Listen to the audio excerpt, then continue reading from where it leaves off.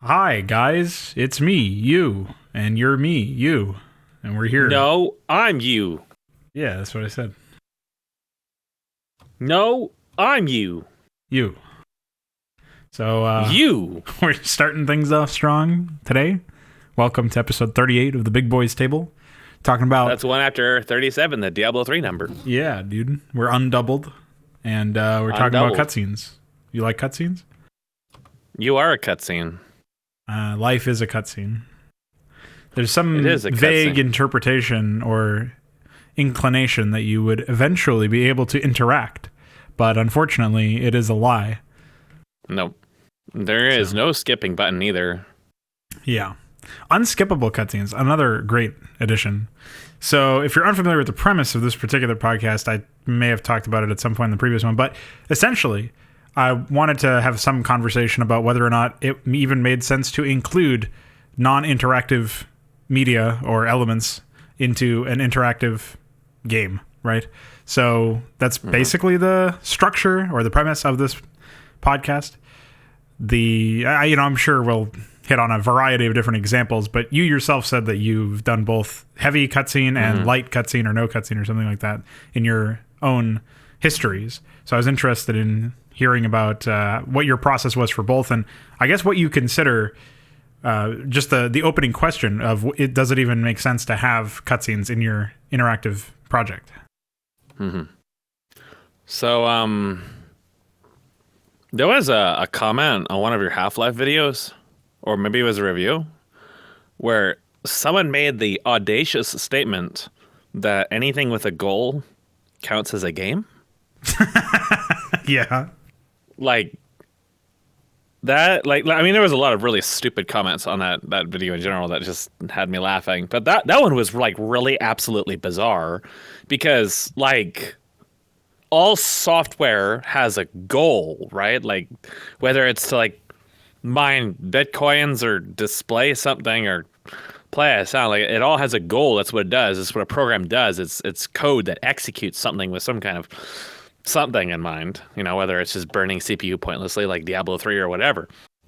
Everything has a goal in mind. That's not a game. You can't define a game like that. It doesn't even make any sense. So at what point do you start to define a game?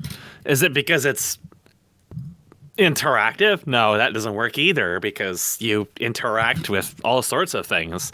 You kind of interact with Diablo 3 and World of Warcraft and Half-Life, and none of those are really games at all. So what defines a game? Like, what defines a game? A game really requires you to think and improve. Ideally, a game presents you some kind of actual interactive challenge that requires you to better yourself as a player. Even if you are, let's say, for example, a professional StarCraft player. If you walk into a single-player campaign that was released after the time that you played as a professional in this game, there should be something in the single-player campaign that presents you with a challenge. Now, it's likely to be a challenge that you're much more capable of dealing with than, the average Joe who just walks in, but it should present some kind of challenge, some kind of experience.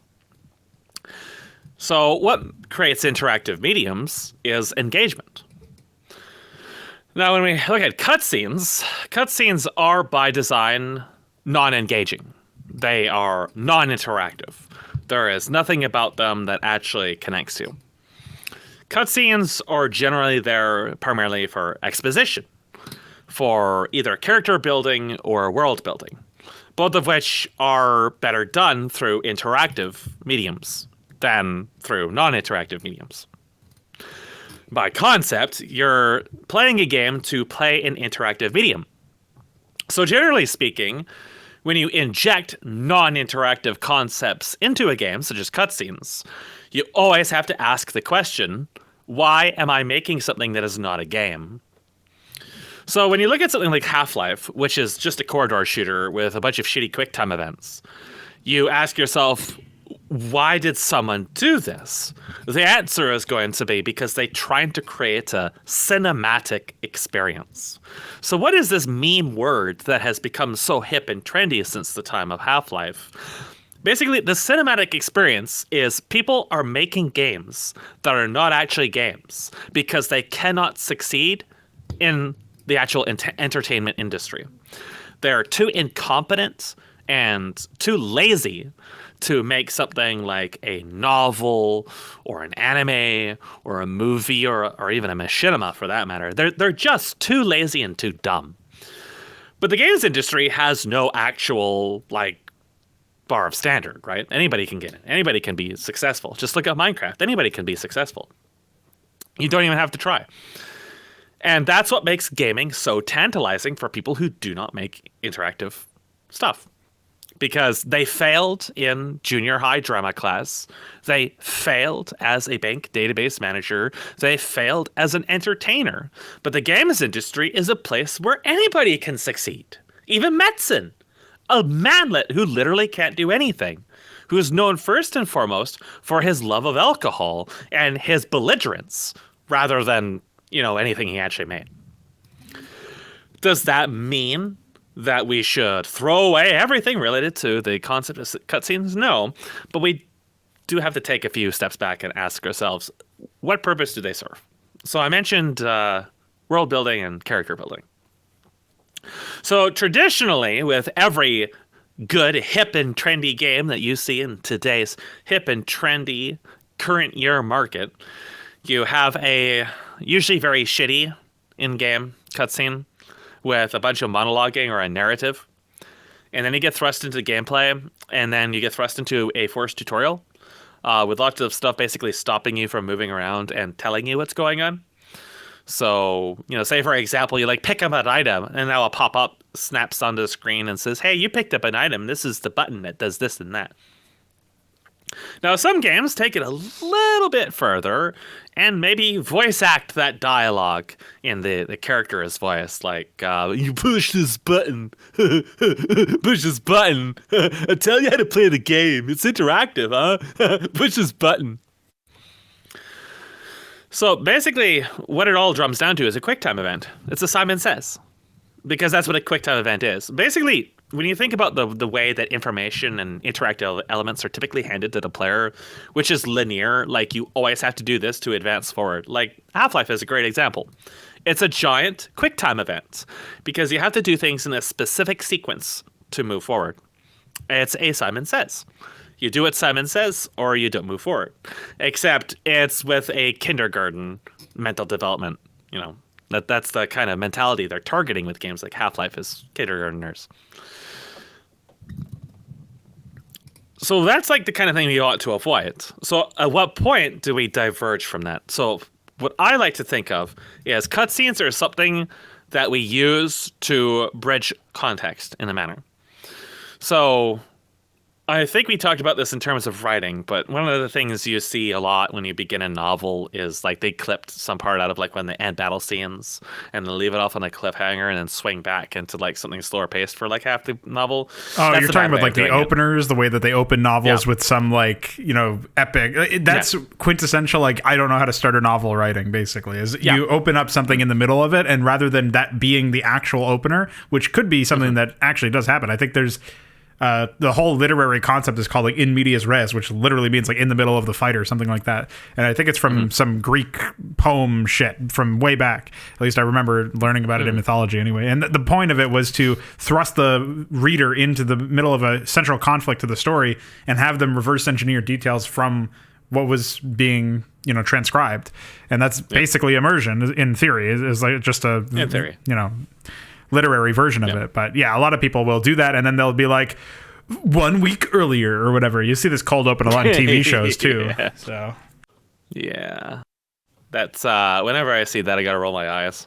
Yeah, they just didn't commit to it. Basically, it's just a shithole now. So yeah, obviously people didn't learn that well from the idea, but that's what games are too.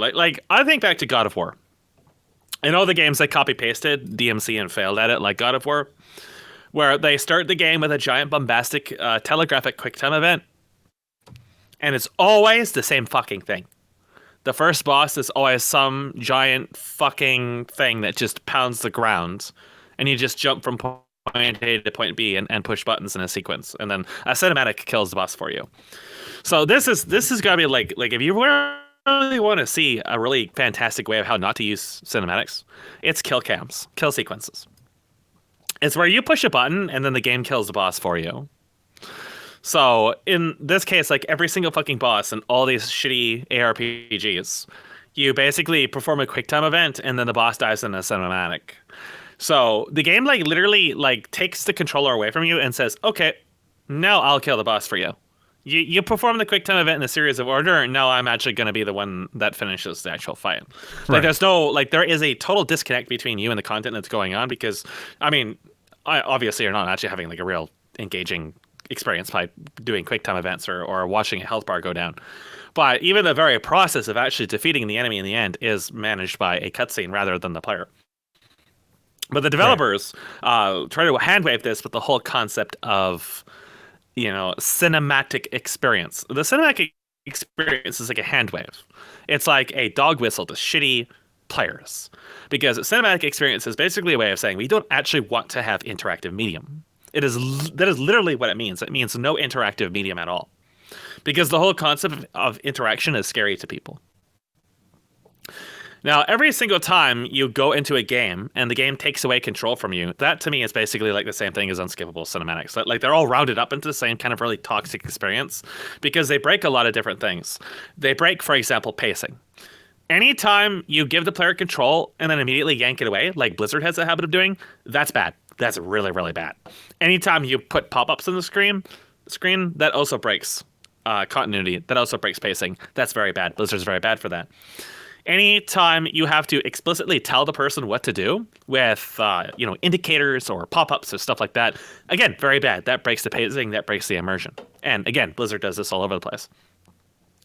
But actually, Square Enix is particularly bad for this too. They've really set a pace for this. Blizzard is actually copy-pasting of Square Enix in the indicator department. Because if you're familiar with Final Fantasy XIV, it really popularized the concept of having giant red indicators for fucking everything. I mean, it's existed long before Final Fantasy XIV, but Final Fantasy XIV, being World of Warcraft's primary competitor, was the one that really, really, really took off with it because of how popular they are. People copy-paste things because they're popular, not because they're any good. And when somebody like Blizzard or Square Enix does something, everybody else is going to copy-paste it because they sell well, and that's really the only reason. You know, if they're successful, we can be successful. That's been Blizzard's motto for a long time. And like I said, in the games industry, it works. It works. So now everybody has giant indicators everywhere. That's tantamount to a cinematic. It's tantamount to something, stepping out and saying, okay, so this is what's going to happen. Okay, like this is what's happening. Like I'm treating you as a complete fucktard that you're too dumb to like play something where you actually have to pay attention to what's going on. So this is what's going on. This all plays into the whole concept of really like taking gameplay out of the game. Now, when we look at a more localized example, like say, for example, the Brood War maps that you've played, or the Warcraft 3 maps you've played, or Half-Life, where there's just like endless monologues. One of the really big things I notice about these is how absolutely irrelevant they are to what the player is doing or what the player wants to do. Now, sure, a lot of like cinematics and stuff like that have dialogue relevant to mission objectives, but it tends to be very disconnected. Now, this is really going to show up a lot within StarCraft because you have so many anime-esque, dialogues built around like large-scale conflict, and then they throw you into a micromap instead. Yeah. So like Antioch 3 was exactly grounding. the same way for the record too. Yeah. So it's like another example if you're more familiar with that for whatever reason. Antioch 3 was supposed to be about, the Archon and his subversion of stuff and things happening. And at no point throughout the entire campaign did you feel any pressure on a large scale. So right off the bat, before you even start talking about the innumerable technical fallacies of that project or the terrible, terrible script writing, you have a huge disconnect between the pros established by the cinematic content and then the actual player engagement, which was just, QTEs. And QTEs by nature are non-interactive. Simon Says is basically like what you teach in infants.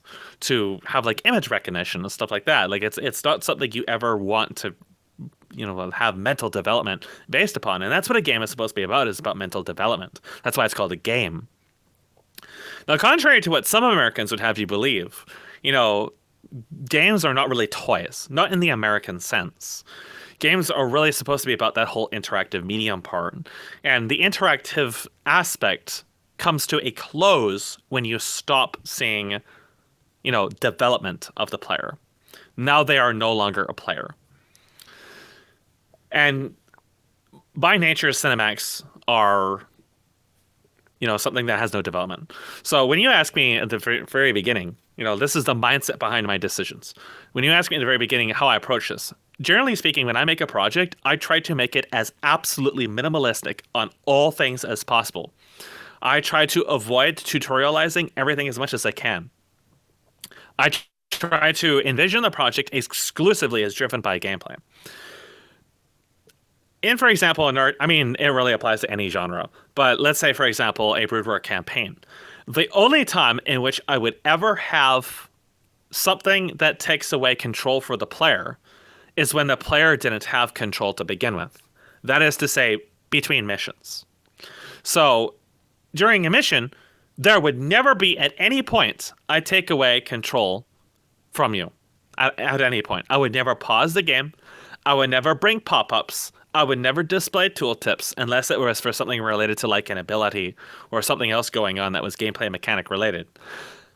If there was ever dialogue, it would play concurrent to while you were playing, which is to say it would have to be very concise. So one of the things I've worked a lot on throughout the years is trying to make dialogue as concise as possible. So usually I don't really do like a lot of script writing for stuff. I did a lot for Apex, but it's kind of sort of unique in that standpoint. One of the things I would do when I revised it is I would keep coming back to the script and ask, how can I make this shorter? How can I say the same content in less lines, but still fit within the character's contexts? So I may start off with let's say 5 lines related to updates of an objective. And then if I can reduce that down to 1 or 2, that's good. The less we have going on that's not actually related to precisely what the player is doing, and the less that we have that explicitly tells the player what's happening, the better. Because all of that basically is rolled into the same kind of really, really bad thing that cinematics have. Now, don't get me wrong. I'm probably one of the few people within this collection that actually doesn't mind cinematics, and I don't mind long cinematics.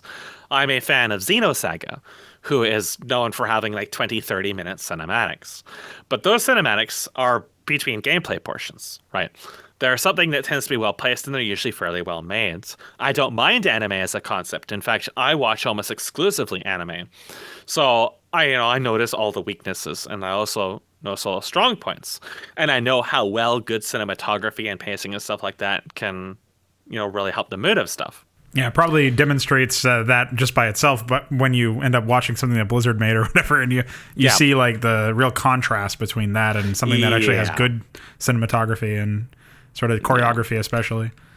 Blizzard is so bad with choreography, it is unbelievable. If you're in a situation where you don't know if you can make a cinematic well, just don't bother. Just don't try it.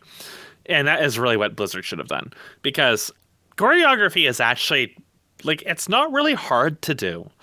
I actually felt that the choreography within the Netflix Castlevania series was all right. It was that was one of the most weirdest and unique experiences for me in viewing anime, because I don't usually watch much Western stuff because, to be quite honest, they're garbage, and usually most of what Netflix touches is pretty shitty. And to be honest, I really wasn't a fan overall of the Castlevania anime because, for one, it is an anime. The budget and the production quality is not nearly as good as standard anime. And it definitely felt like they were doing too many social justice things in it. But the combat choreography, however, was really interesting because the pacing was very un-American, but it was also un-Japanese at the same time. It was something, as far as my experience was concerned, something distinctly unique.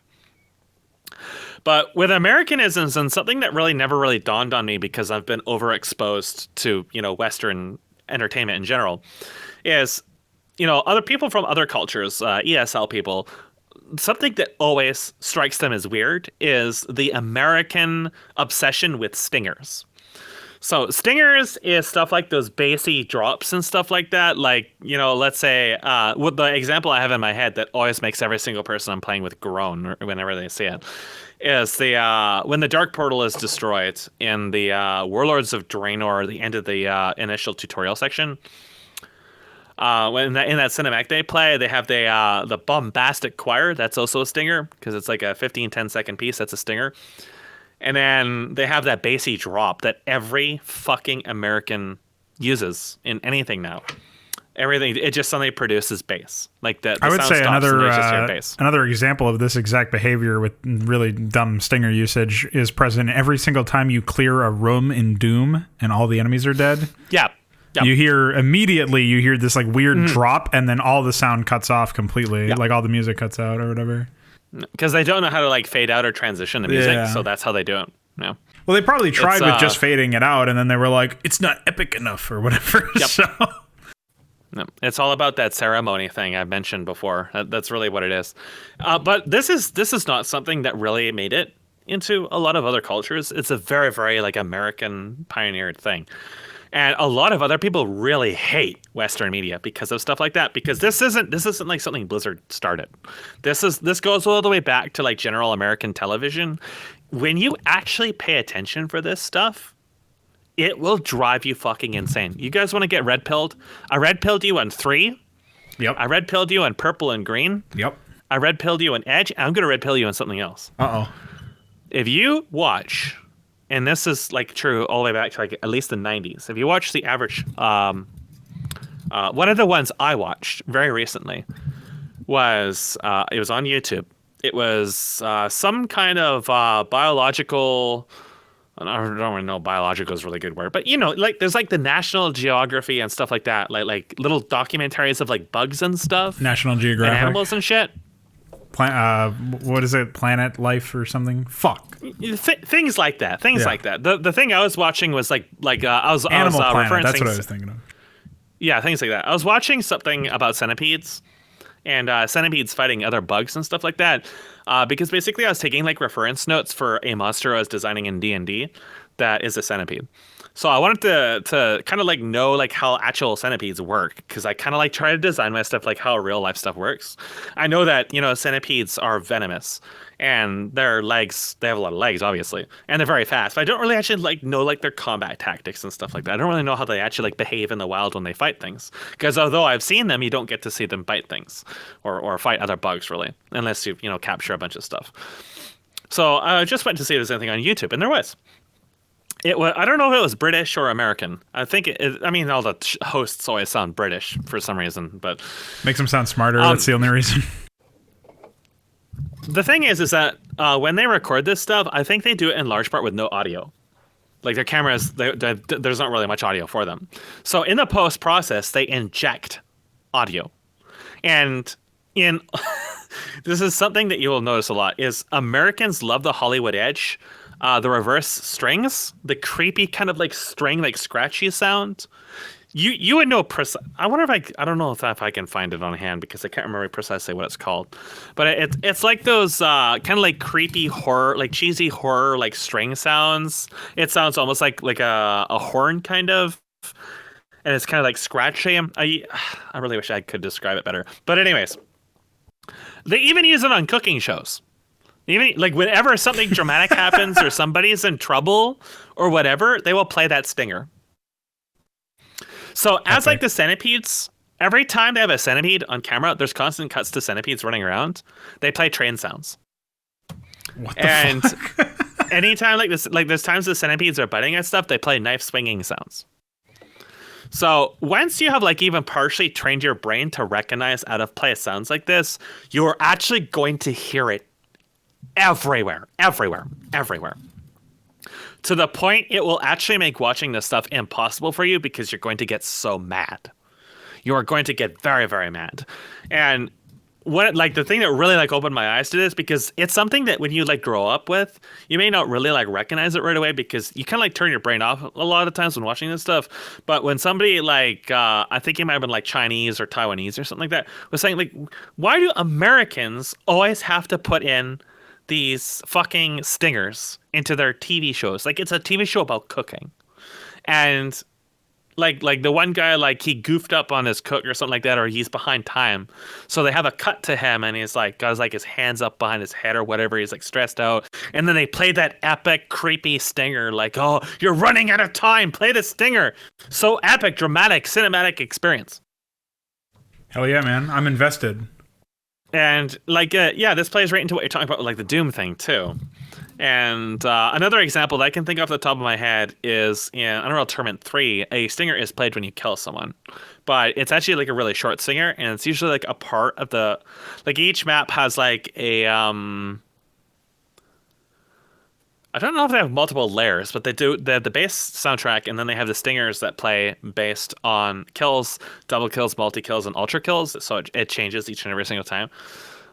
So that's probably where they got that idea from. But yeah, there's a lot of games that just have like an interjectionary piece of music that, for when they stop the combat track, it just plays like a 10-second little like jingle to end it. Yeah. But others like Doom decided that they were going to end it in an epic dramatic stinger for, I don't know, but they...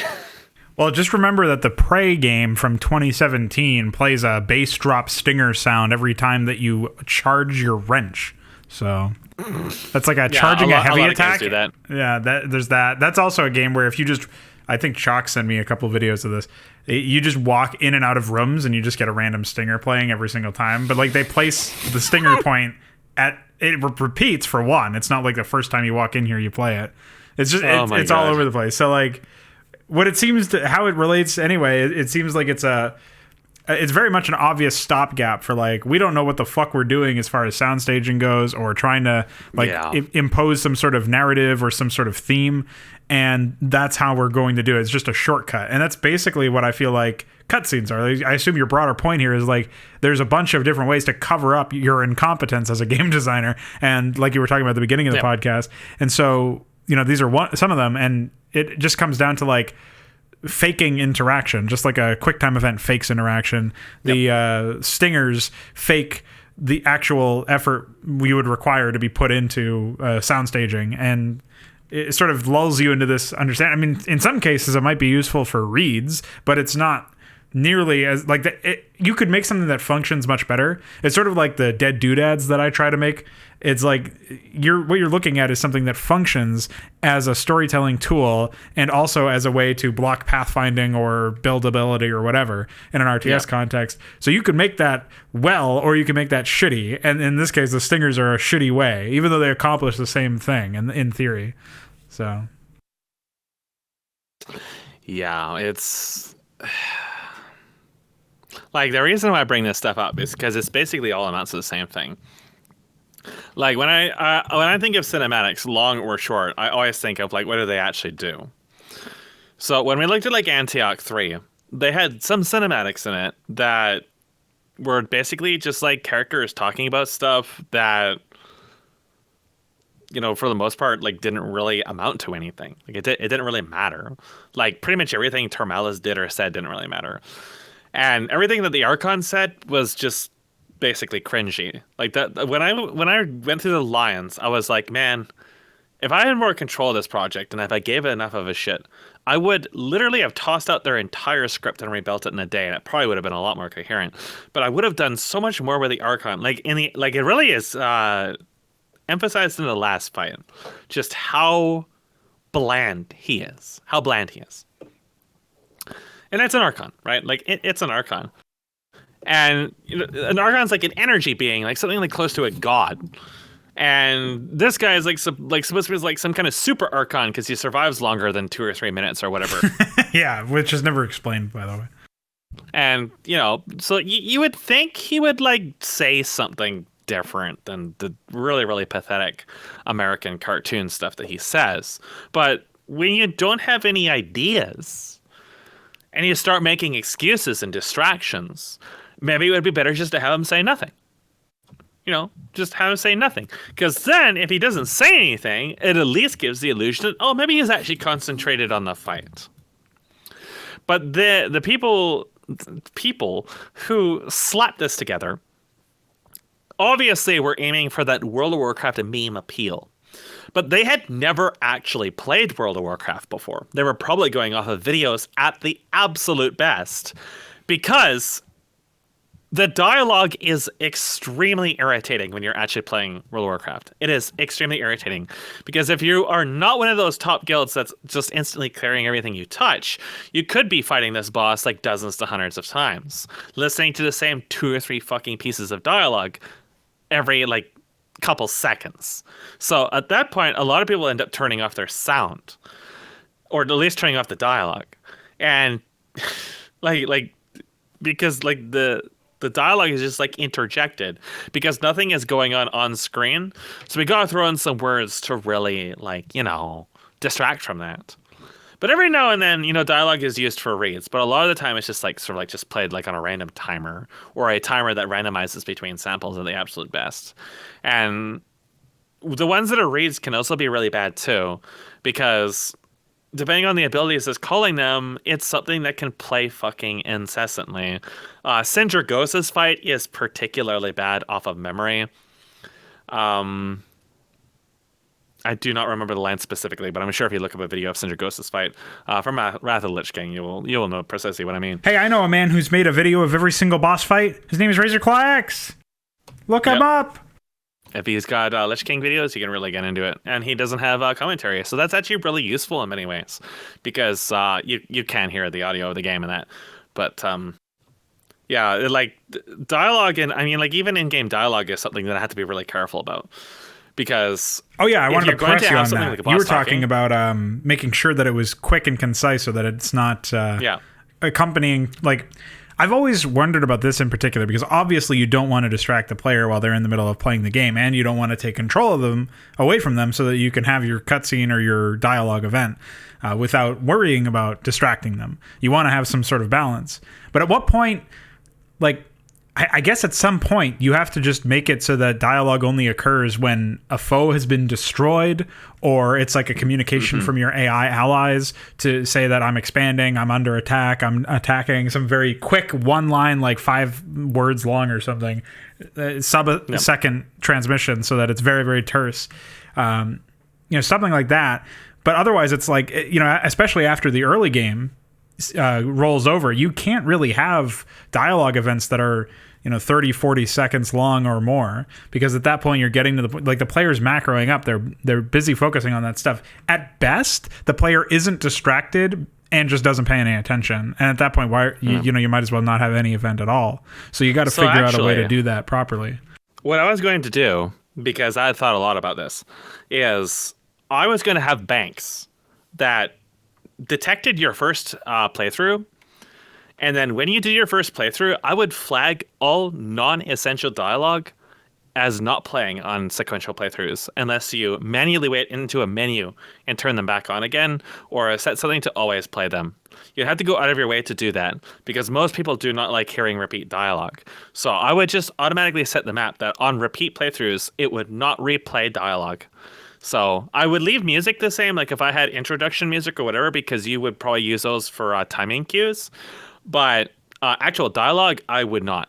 So, like, because, I mean, when you think about it, the more you go through something, the more irritating that kind of stuff gets.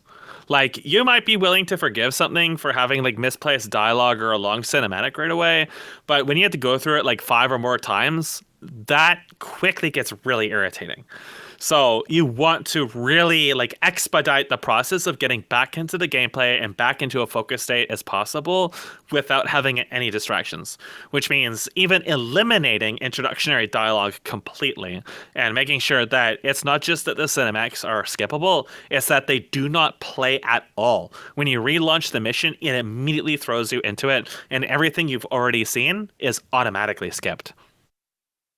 Okay, so you're talking. Okay, sure. So you're talking now about the idea that whenever a player runs into a map that they've already played, you skip all the content they've already seen, and you're storing that information through banks. That's an interesting idea, but what I would have to counter that is, so basically, I'm always concerned about well, lately it's been something that I'm concerned about, is repeat playthroughs as replayability to some extent, because I recognize that a lot of my projects, especially lately, are really large scale and also fairly challenging. New players who are coming in, maybe trying some of my stuff for the first time. I expect players to have to play the game well in order to win, but I also understand that a lot of people are probably going to be coming into my content for the first time, and it may very well be the first custom content that they've ever played or first RTS campaign they've ever played that is remotely challenging at all. And so with that understanding, I try to design it in such a way that you can immediately run in. So for example, all of my single player content, you can just skip intro cutscenes by pressing escape at the beginning of the map, and it detects the key press in some way. I had some really convoluted, stupid trigger system that's like, there's like a wait at the beginning of the map, and obviously it's owned by the player, so if you skip it, it immediately cuts the wait short, and then it detects if an overlord moved to a location or something, and if it's not still at the starting location, then you know that I think later on I upgraded it so that it was a switch. Can you even do key detection normally? Like, this sounds like something I haven't even heard of before. Oh, you can do key detection with EUDs, but also obviously with plugins. Yeah, you can do that. That's how we're going to have custom menus like diplomacy and shit later on. Mm-hmm. So yeah, with plugins you can definitely do that, but that's all. But I don't think people did EUDs back in the day, did they? No, they were. Well, you needed an EUD enabler plugin loaded into the mod, so people like back before Remastered came out and whitelisted EUDs so that you could use them without mods. At some point when they were first discovered by Heinerman, you could do them with whatever, but then they patched them out. Then Remastered came around and whitelisted them so that you could use them without mods, and that's what cucks use now if they don't want a mod. So it's really funny. Imagine making a StarCraft project and not modding. Yeah, imagine that. So here's the other real cuckery thing about that whole ordeal is it's really funny to me because they always complain about like, that you're not they're like, I'm a purist. I like stuff that was made in Star Edit or whatever, and like this is a real conversation. But so they say that, but then these same people will later on be like, I'm using EUDs. Why? Because Blizzard said so. Like that conflict, as long as it's officially enabled or something, I don't know. It's not like a legal thing. They're not worried about the legality of it because most of them don't even know modding is against the EULA. But they're like, well, I have to launch a third-party program for that, and I have to do this X, Y. Like, I've actually seen some guy argue for this, and his RPG uses a third-party program to like save your progress in your RPG shit. Like, it runs in the background instead of it being a mod. It's like an external program that jacks into Remastered. And so, like, imagine programming that as a Korean guy or whatever, and then some white dudes, or I guess he is Asian, but whatever, he steals your program and starts using it for his RPG. And in the same thing, he's like, yelling at people who are making 1.16.1 projects and actually modding, and he's like, you guys aren't doing it the right way. So this is like, these are real people. But he's making an RPG map, so I don't think he's really got an opinion on that. Yeah, I don't think he gets to. I don't think it's legal. But anyway, what it comes down to at this point is you can skip cutscenes is basically what I was getting at. So you can skip them just at the beginning. You were talking about automating that process and having it be a menu option that people have to tick on, and it wouldn't just be for intro cutscenes. It would also be for, I assume, all dialogue events that wasn't essential. Like, how do you draw the line between essential and non-essential dialogue in this context? Because like you were talking about introductory dialogue, you were talking about having people show up, and you were still going to keep the music in for their arrivals, but you were also going to have different elements. Like, I don't know if I've talked to... Go ahead. Like, if it was something, like, let's say, for example, an ally attacks and says something, that would be kept. If an enemy just has banter for whatever reason, that would not be kept. Okay, so if it's communication that's vital to gameplay information, then you would keep it. Yeah. But if I would have a separate bank for every single piece of dialogue, or a way of tracking every single piece of dialogue, so that you know what has been played and what hasn't. So once something non-essential has been played, it gets added to that pool that it does not play again. You could disable this behavior either like temporarily to hear it once or permanently and as an option. But generally speaking, from my experience and most people's experiences that I've ever talked to, is that, when you're playing something, especially like multiple times, you usually do not want to hear non-essential stuff over and over and over and over again. For one thing, it really tends to add a lot of negativity to the experience, and it really becomes grating. Even if the content is of a high quality, that really doesn't matter. It's the process of constantly having to hear it over and over and over and over again. It is definitely something that definitely bothers people. Oh yeah, well, just as the creator of these maps, when I play through and I hear, I was testing this large-scale map, Stormborn, that I was making a long time ago, well, a couple months ago or whatever, and so that map was a map where it had fairly lengthy dialogue events, which is where I was coming at with the observation that you really shouldn't have that. That's a learned behavior. It's not like I forgot that I just did that in a map ago. That's one of the reasons why I feel that way, is because I've already played through that. But I also can understand where you're coming from that perspective, and where you were saying other people were coming from. Because when you sit through, some character saying, this is who I am and this is what I'm doing, and they have their introduction lines the first time you're meeting them or whatever, they say that 500 times. It's like, okay, well, I don't really need to hear this again. So I can understand why you would end up pulling that in. And then again, you could just wipe the bank with a menu option or something that's fairly convenient. Mm-hmm. So really, we have all the tools to do that in Brood War. We just need to figure out a way to wipe the bank or make it a toggleable option, which will be a little bit more UI related. So that'll be difficult in its own way. I had an example for this, but I'm trying to think what it was. Because somebody was playing something over and over and over and over and over and over and over again. They're getting really angry about it.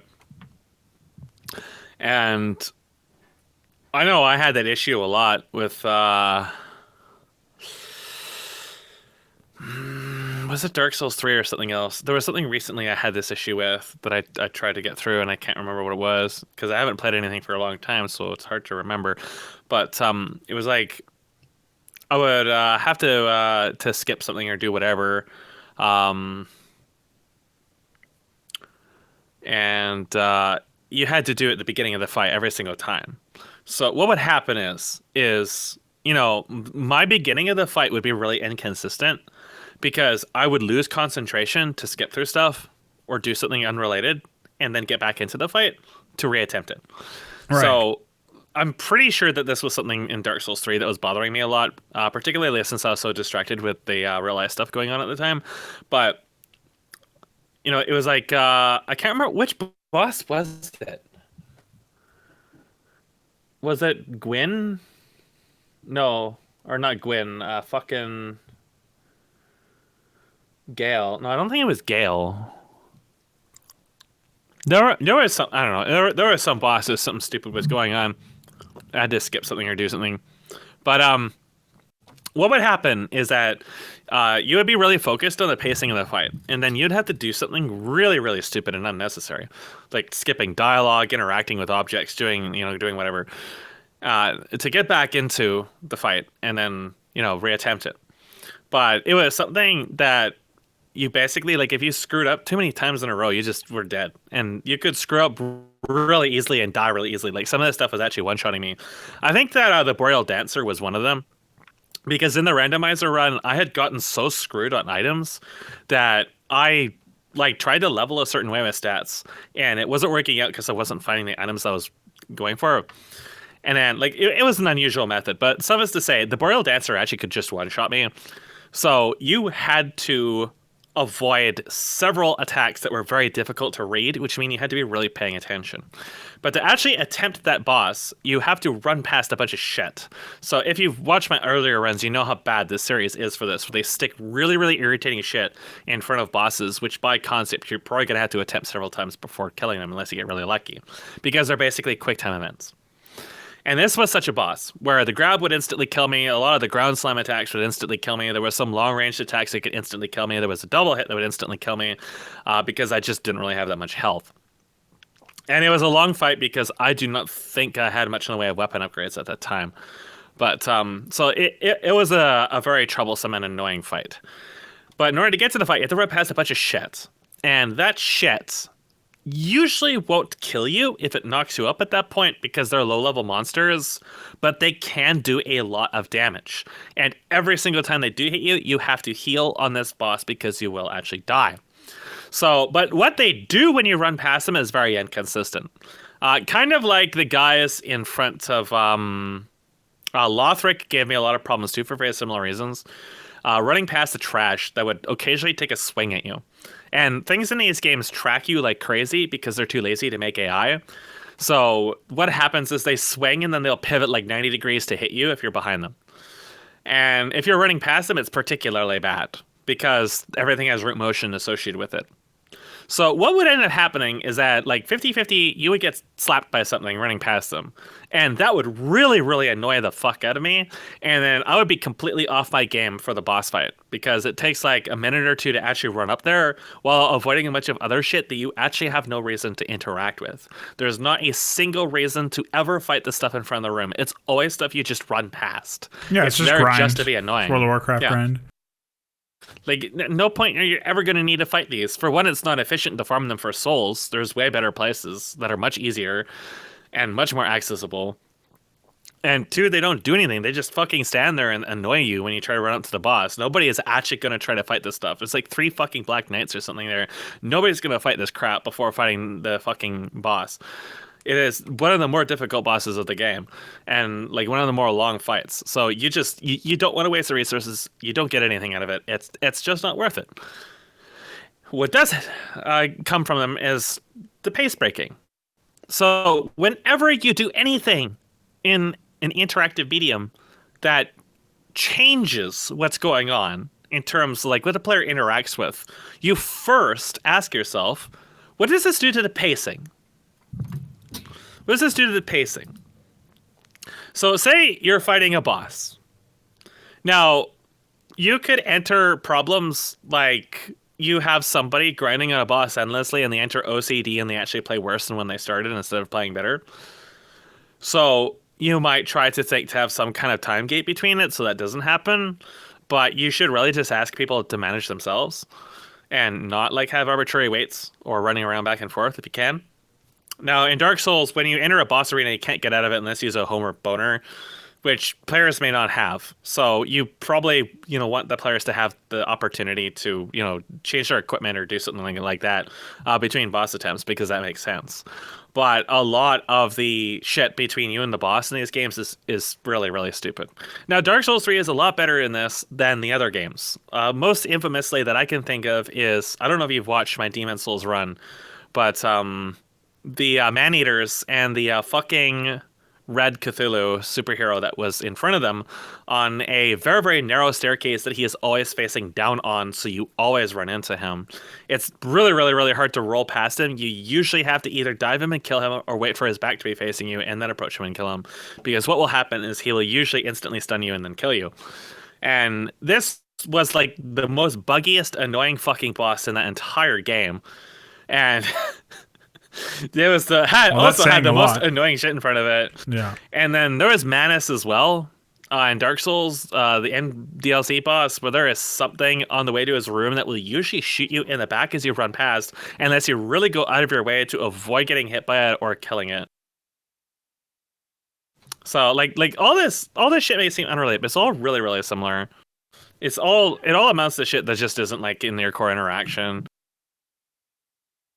Yeah, well, that brings us back to where we were talking about, or what we were talking about earlier with the whole merit of cutscenes is first before you can even really talk about the merits of cutscenes, you have to acknowledge that most games don't justify what you're actually quote unquote interacting with, in theory anyway, is what you're in theory interacting with tends to be pretty fucking uninteractive or unengaging at the very most.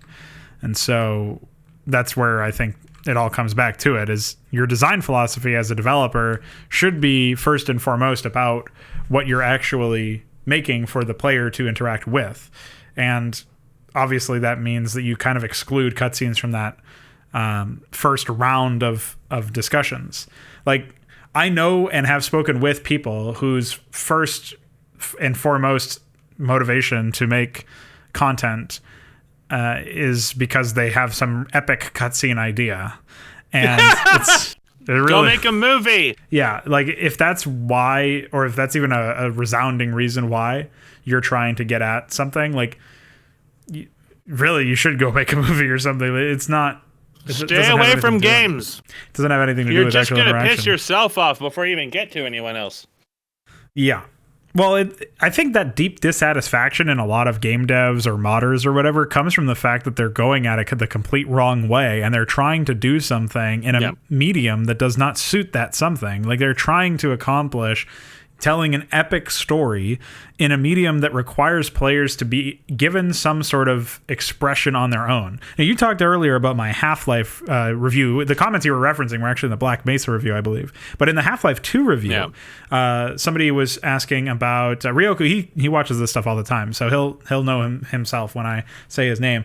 He was asking about skill expression, and I already did a follow-up on that in a separate video, but he was wondering at the time what was going on with skill expression, why I kept referencing it as an issue in a single player game, because he was thinking it meant something to the effect of like expressing your skill literally in front of somebody or for an audience, as opposed to it just being an opportunity for you, the player, to have some sort of say in what happens. Now, I look at games as the player themselves writing part of the story. They're writing their part of the story in that sense. You can try to conceive of it like that. That's how it should be, really. Right, yeah. I mean, that can help, bridge the gap of understanding between people who are like us and are development first, gaming first, interaction first, and people who are more about that story element. Like, try to consider it as when you're making a game, you're not sitting down and scripting out every single thing. That's where you get shit like Half-Life, where the player is always expected to do exactly what the developers want them to do. At that point, they may as well be watching a movie as opposed to playing a game, because their actions are pre-scripted. They're already prescribed a certain set of actions. Not even a movie, because there's nothing actually interesting going on the screen. Yeah, well, that's the problem. Is like I describe Half-Life as a game where you're playing as a cameraman, and you're just asked to get the right shot at every single time, get the right angle, do it in a way where it makes the whole set piece seem like it justifies itself. But that's not what you should be doing as a player. That's what you should be doing as an actual cameraman, I suppose, and then your fruits of your labor should be enjoyed by an audience. And to ask that of a player is like just to completely understand or misunderstand rather the context behind which you would make a game in the first place, and the justification for a game.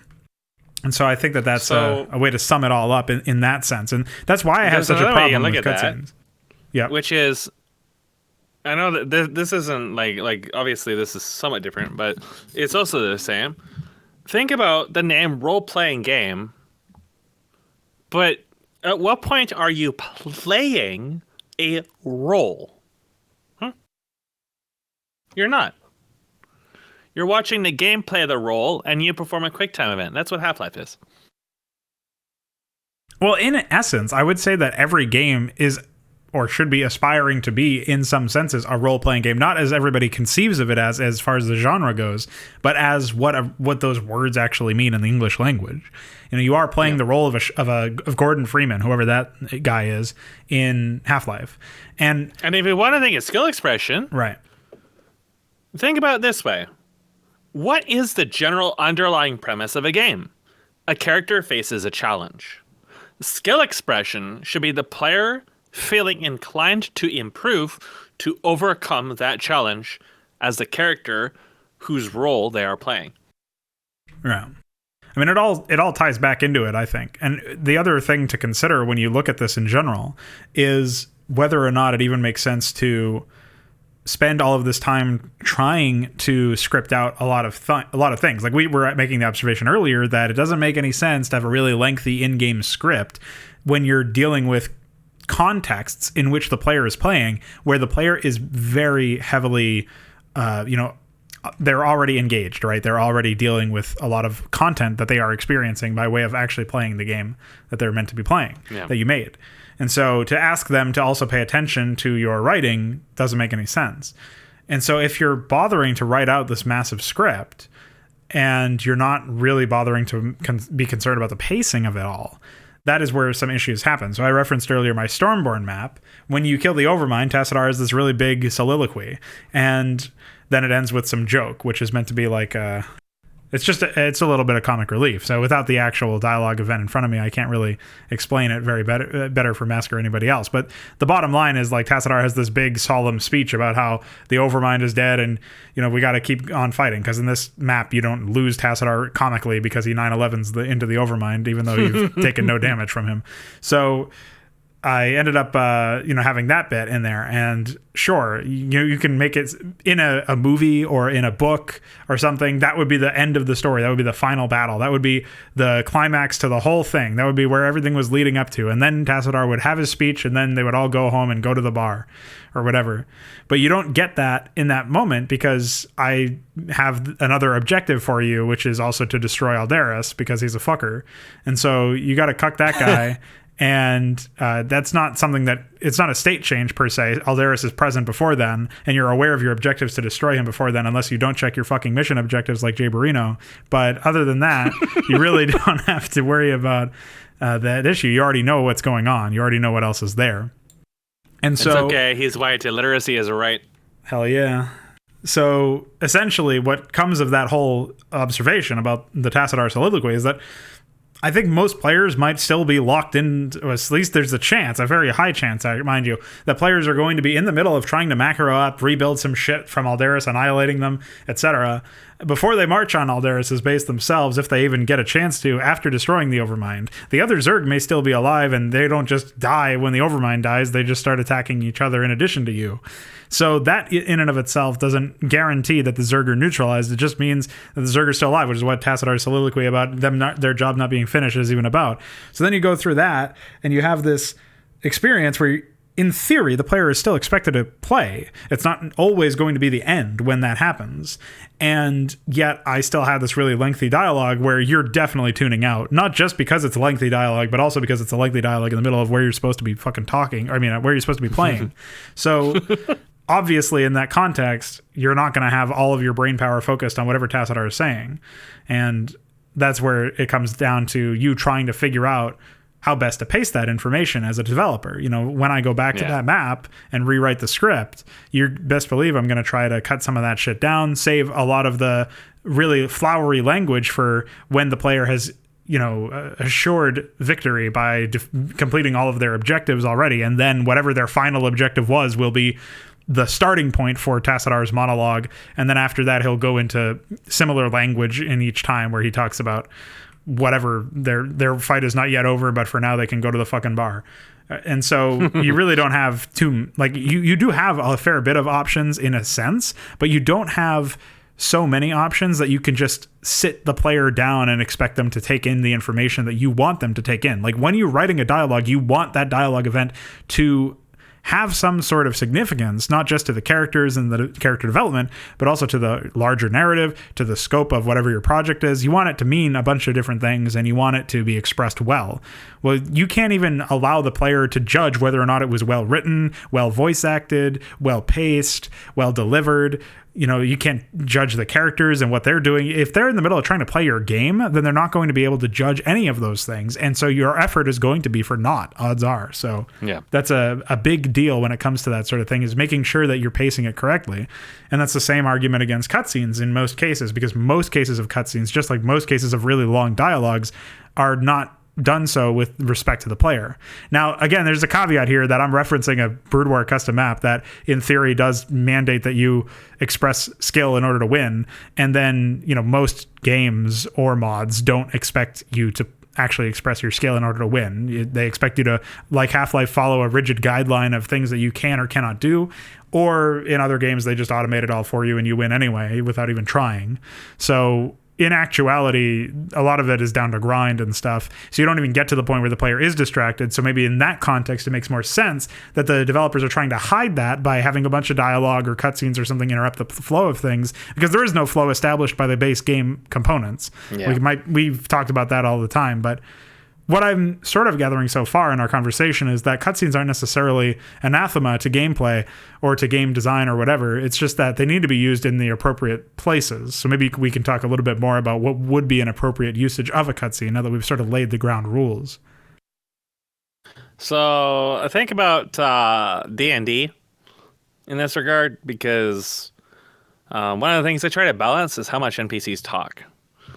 There's also been some cinematic events where there's like a cut to some NPC to NPC dialogue of some nature. It's pretty rare, but it does happen. So I thought about this really carefully, because generally speaking, it's supposed to be about what the players are doing, and things are supposed to sort of react to them. But sometimes, like, some of the players are not really that vocal, so sometimes you just sort of like gotta take the reins for the sake of pacing. But you also gotta kind of like try to like space things out and pace things in a manner which gives some breathing room. So the cinematics in question are generally things that the players opted into. So say, for example, one of the players is using a scrying system to spy on places. So every single time the player character ends up spying on a place, they basically get a little cinematic of what is going on. And then we sort of like cut to black and say, all right, nothing interesting is happening anymore. So say, for example, they spy on the orcs' place, and the orcs received reports that one of their captains wants to gather as many men and tanks as he can get his hands on, and his demand is absolutely ridiculous. But the other commander, he's also like, he doesn't really care, so he's like, give him whatever he wants. And the other guy's like, oh, everything? He said, did I stutter? And he's like, okay, I'll go do that. And then he takes off, and then that's it. That's our cinematic. And it lasts like maybe like 5 minutes or so. So that's a pretty short, amount of time by D&D standards, but it's still a time in which people are kind of like just sitting there, just waiting for you to type out stuff. But they like also opted into it. Like it was something that they opted into. It was something that they chose to engage on their own to see what was going on. So there's a lot of places where we could resolve something through a cinematic, but I instead leave it to player discovery. Say, for example, let's see a few cases like sort of like visions or whatever, where somebody might like experience or see something in like brief flashes. I generally will type that out, and then if they try to explore it more, it may come down to a roll like int or something like that to determine how much they go from, and then we can go into more details. So obviously with D&D, there's a lot of like room for improvisation and granulation that you can opt into on the fly that you cannot normally do within a game that is digital. That's one of the main things that really separates D&D from digital, and it's actually one of the reasons why in digital software I take on an increasingly minimalistic approach, because I realize more and more and more that the interaction behind English, the interactions behind players seeking out specific kinds of interactions always tend to be very opt-in, in that people tend to sort of have a filter where they intentionally seek out very specific things, and they will actually like willfully filter out everything else around that. People are always very, very specific. Now in D&D, that's great. Right now, we've started this fractal maze thing, and each player was split up into their own section. I very, very rarely split the party, but this was a case where I decided to do it. And the reason I don't split it up is because sometimes some people take a very long time to do things.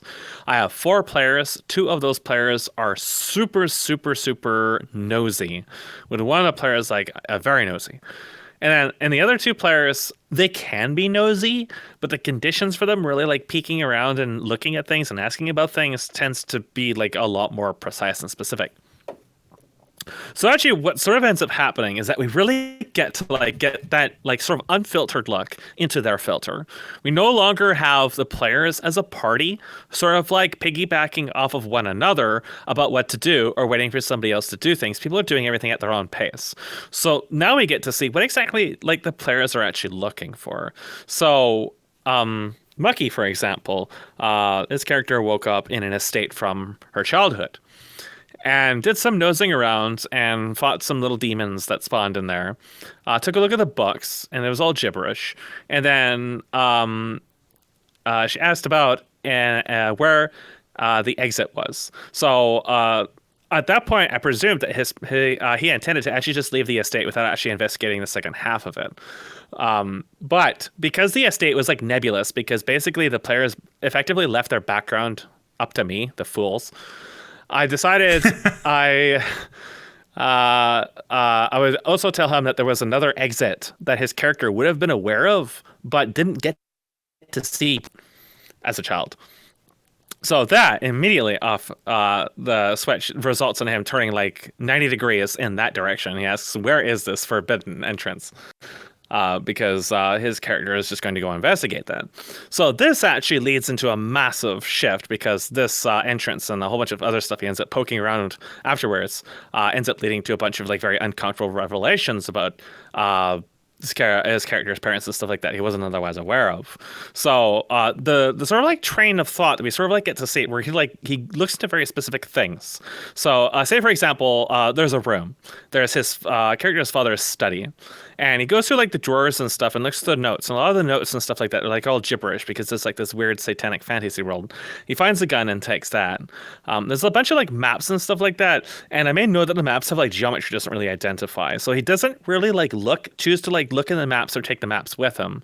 But he does end up going underneath their bed and looking for anything underneath the bed, which had a chest with a letter in it. But the fact the really specific things, like the way he prioritized and mapped things out, he's more or less looking for things that were like really like not intended to be found, rather than the things that were really like right in front of him. Rather than like taking the things that were in front of him and really trying to disseminate them that much. But that's also part of the role playing because his characters aren't really like into like a lot of the his character is a marshal. So this typically whenever encountering something that is like magical or does not solve through other things, usually results to the shooting first and asking questions later. So, to put that character on its own and put the player on their own and sort of peeking things out, you sort of like get to see where those priorities are and how they filter out certain information.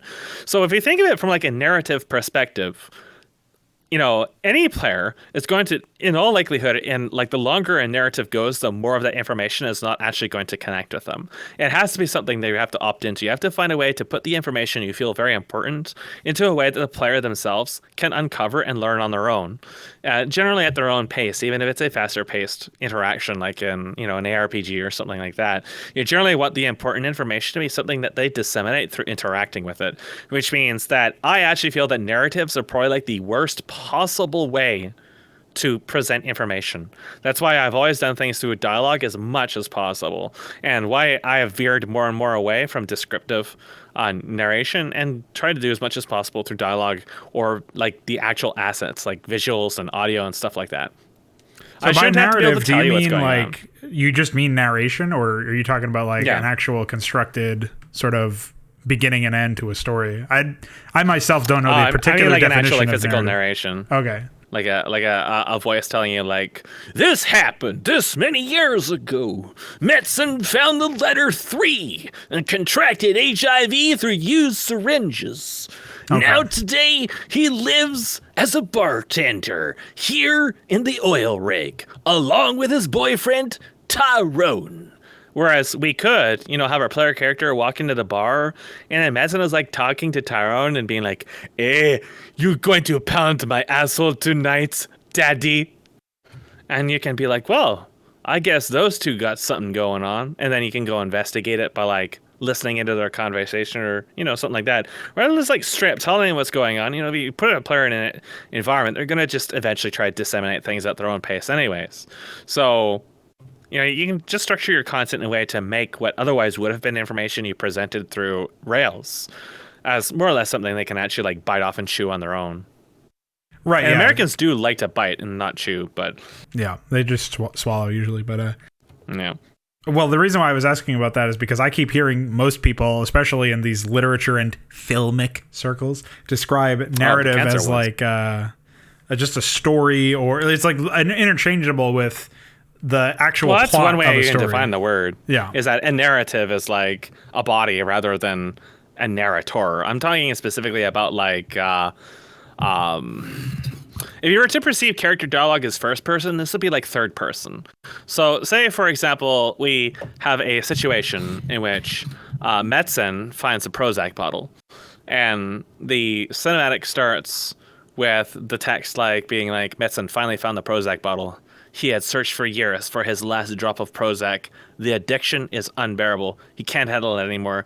The withdrawal will soon destroy him, but he only has the one last Prozac pill. How will he handle it?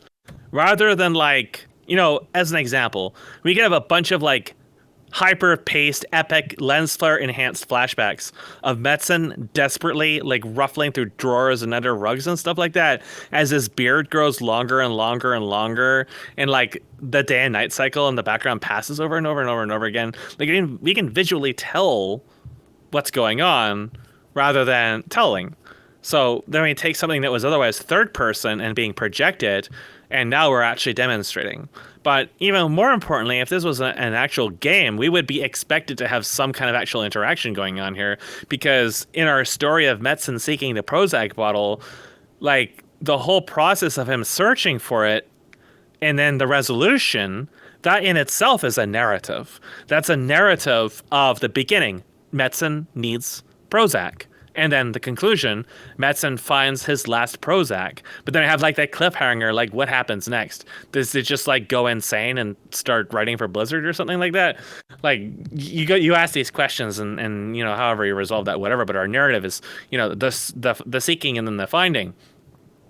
But a lot of cinematics tend to be like that, where we have like the beginning and then sort of like this halfway conclusion. Like let's take for example, Heat of the Swarm, where we start off and then we have Kerrigan, who now is human, and we establish that for some reason we have forgiven Kerrigan for murdering billions or trillions of people, or the fuck it is, you know, burning entire planets and going insane and all this other shit, just because Metzen's self-insert really needs to get the girl. And we set up our narrative for an expansion with this, which is like entirely like pants on head retarded to begin with, to the point of absolute absurdity. We ended Wings of Liberty in the worst possible way we could have, and we begin Heat of the Swarm in the worst possible way we could have, both on notes that are absolutely absurd in the context of the rest of the writing. So then we have our tutorial, and then for the rest of it, we go all the way up to the point where Kerrigan ends up becoming Zerg completely again. And with a bunch of really, really, really, really bad banter in between, horribly rendered everything, and then fucking Zeratul just appearing and then attacking her and then helping her or something. And then like no, he grabs her face and says, "Believe." Yeah. And then that's sexual assault. Me too. But I don't know. Is like, can plants sexually assault you? Like, can they be tried for sexual assault? Well, he certainly tried. He tried. He did. He's a plant though, so I don't know, man. They're not even really people. But like our narrative at that point was basically like all over the place.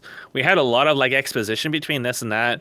We reached like the prophecies and all these other things, and then the dark voice. I cannot believe they called it that. And then the dialogue in that was absolutely brain damaging. And like none of that had any relevance whatsoever. Like it really just didn't mean anything. But then between this and then Legacy of the Dark Fell Void, you know, Kerrigan suddenly becomes a believer and magically shows up just in the nick of time to save Artanis. And they put aside their differences because yeah, it Kerrigan really is came now out the of chosen fucking one. nowhere too. It's so ridiculous that happened. Like when you have a cinematic, when you would want to have a cinematic is when you want to have something that organically grows a character on top of something that you've already interacted with. Something that develops something between periods of interactivity. So that's why I say like between actual missions. Where we have a reason to actually stop because you have already stopped. You've already put down the controls because the victory mission is on the screen. So that's why we would play a cinematic, because this is the perfect time. There isn't a better time than this because we don't have anything actually going on at this point. It's expected there's some kind of transition, and particularly in something high intensity, maybe we do want to have a cooldown period where the player can opt to maybe take a break for a couple minutes and you know, like rest their hands or whatever. So you know, that's a great opportunity to do so. But when we build the content for a cinematic, what we would want to do with it is explore upon what we were already doing, explore upon what was already going in an organic manner, and try to avoid leaving too much discovery to the cinematic. We want it to be, like, even if it's a really long cinematic, we really want it to be more about exploring the characters and the stuff that we've already explored, but in facets we really can't do in gameplay. We have to really have a specific reason why we're doing this in a cinematic as opposed to doing it in gameplay. So say, for example, a fight. You know, let's say that Kerrigan and Zeratul get into a fight over who takes Raynor's third cock when they shake his hands as a witch doctor. Rather than resolving this epic battle through a fucking, you know, like really badly choreographed, you know, like 10-second fight in an in-game cinematic, we really should resolve this kind of confrontation through in-game somehow. And now you're going to think, but how do we resolve a duel through an RTS? Well, that is why you have script writing, because now you devise a reason why Zeratul is here that he believes so strongly that now he's brought some kind of engagement to us. I mean, you have to really stretch it if you're sticking with the context of StarCraft 2, but I can most certainly think of like a completely from scratch story where, you know, he would come and have a means to engage you otherwise if he really wanted to. If he really wanted you to believe, he would have to give you a reason to believe. He has to force you to take him seriously one way or another. So that's where we would come down to that actual confrontation as opposed to something that's resolved in a cinematic. So that's something that ends up having no real impact on the player whatsoever, not just because the cinematic was badly choreographed and badly written, but because it wasn't even something we interacted with to begin with. It's one of the reasons why we just can't take a lot of things seriously, like the Anteater. We can't take Todd seriously in Legacy of the Void because he never gives us a reason to take him seriously. I mean, again, this plays whole back into the AI and respecting the opponent thing, but when we resolve interactions like the Anteater trying to, you know, either help us or, you know, stop us or, you know, confront us or whatever, or convince us of stuff, you know, and we resolve that through a cinematic, we as a player already know that we haven't finished this real-time strategy campaign, so nothing that could possibly happen in this cinematic is actually going to be relevant to us. We don't care. We're just going through the motions of watching this because it's on screen and we're fucking lethargic. We may as well just pensively watch this. So that is where this shit comes from, and that's why engagement metrics don't work. It's just why they don't work. None of this stuff is memorable whatsoever. Even if you're really into it, it is always predetermined by context of what you're playing, what is actually going to happen in this shit. Even if we do something, like let's say, for example, Fate Grand Order. So in Fate Grand Order on the English server right now, they're doing the pre-release sort of ceremony for, I think, Lost Belt, which is like an expansion campaign. And the story for the Lost Belt is the place that your character is in gets taken over by new authorities, and you're thrown into a prison cell. So I think what they said, I didn't quite read it, but I'm pretty sure it said that you have restricted access to one of your menus, which is related to your room, which will then open up when the new year comes, and then they unlock the rest of the cinematic again. Because it's just dialogue that you're reading for this. We're not in the actual gameplay right now. But you already know, you know, you're playing this mobile game that is a game. And, you know, you already know that you're eventually going to get access back to this stuff again. They're not actually going to permanently remove a critical portion of the game. They're just going through something. They're just disabling it because it sort of makes sense contextually that, hey, you know, you're trapped in a prison, so you don't have access to the functions of your room that you normally would have access to. But you already know you're going to get it back because that is not something that the game developer would actually ever permanently revoke from you. That's not something that will ever actually have a sense of permanence. This reminds me when Riot disabled Gangplank because he died in a cutscene. Yep. Yeah, that is precisely it. Like, it just creates a sense of annoyance because you already know, you know, there is actually no lasting impact. So any like shock factor that would have come from this, it is just wasted. And like in the sense of Gangplank, now all the Gangplank mains are pissed off because now they don't have access to their character for something they don't even give a fuck about. Something that's not even actually related to the game to begin with. Because the fucking comics and stuff like that are basically just fanfic. Like the League doesn't have a fucking story. It just has a bunch of just shitty writers and fucking Darkin. And Darkin Void. I cannot believe they called them Darkin. Like Darkin. Darkin. It's so bad. But yeah, like that's the same kind of thing. Like you already know by context that this is not how this gets actually resolved. So it spoils all the surprise that would otherwise happen in a movie. Like a lot of people who watched Game of Thrones watched it because the main characters were killed. And it wasn't that Game of Thrones was well written or anything like that. It wasn't. It was terribly written. No. But it did things that other shows don't do, because other shows, they treat their main characters as, like a sacred cow. They're not going to kill their main characters. They might put them through difficult events, but at the end of the day, the main characters are generally going to survive, or they're going to die a martyr or some other heroic death at the very end. But certainly not in the middle of the series. Stuff. Yeah. Game of Thrones just kills them just for the fuck of it. And they quickly waste the shock factor really, really fast, because they just keep doing it to the point it just becomes comedically predictable, like not even a quarter way through.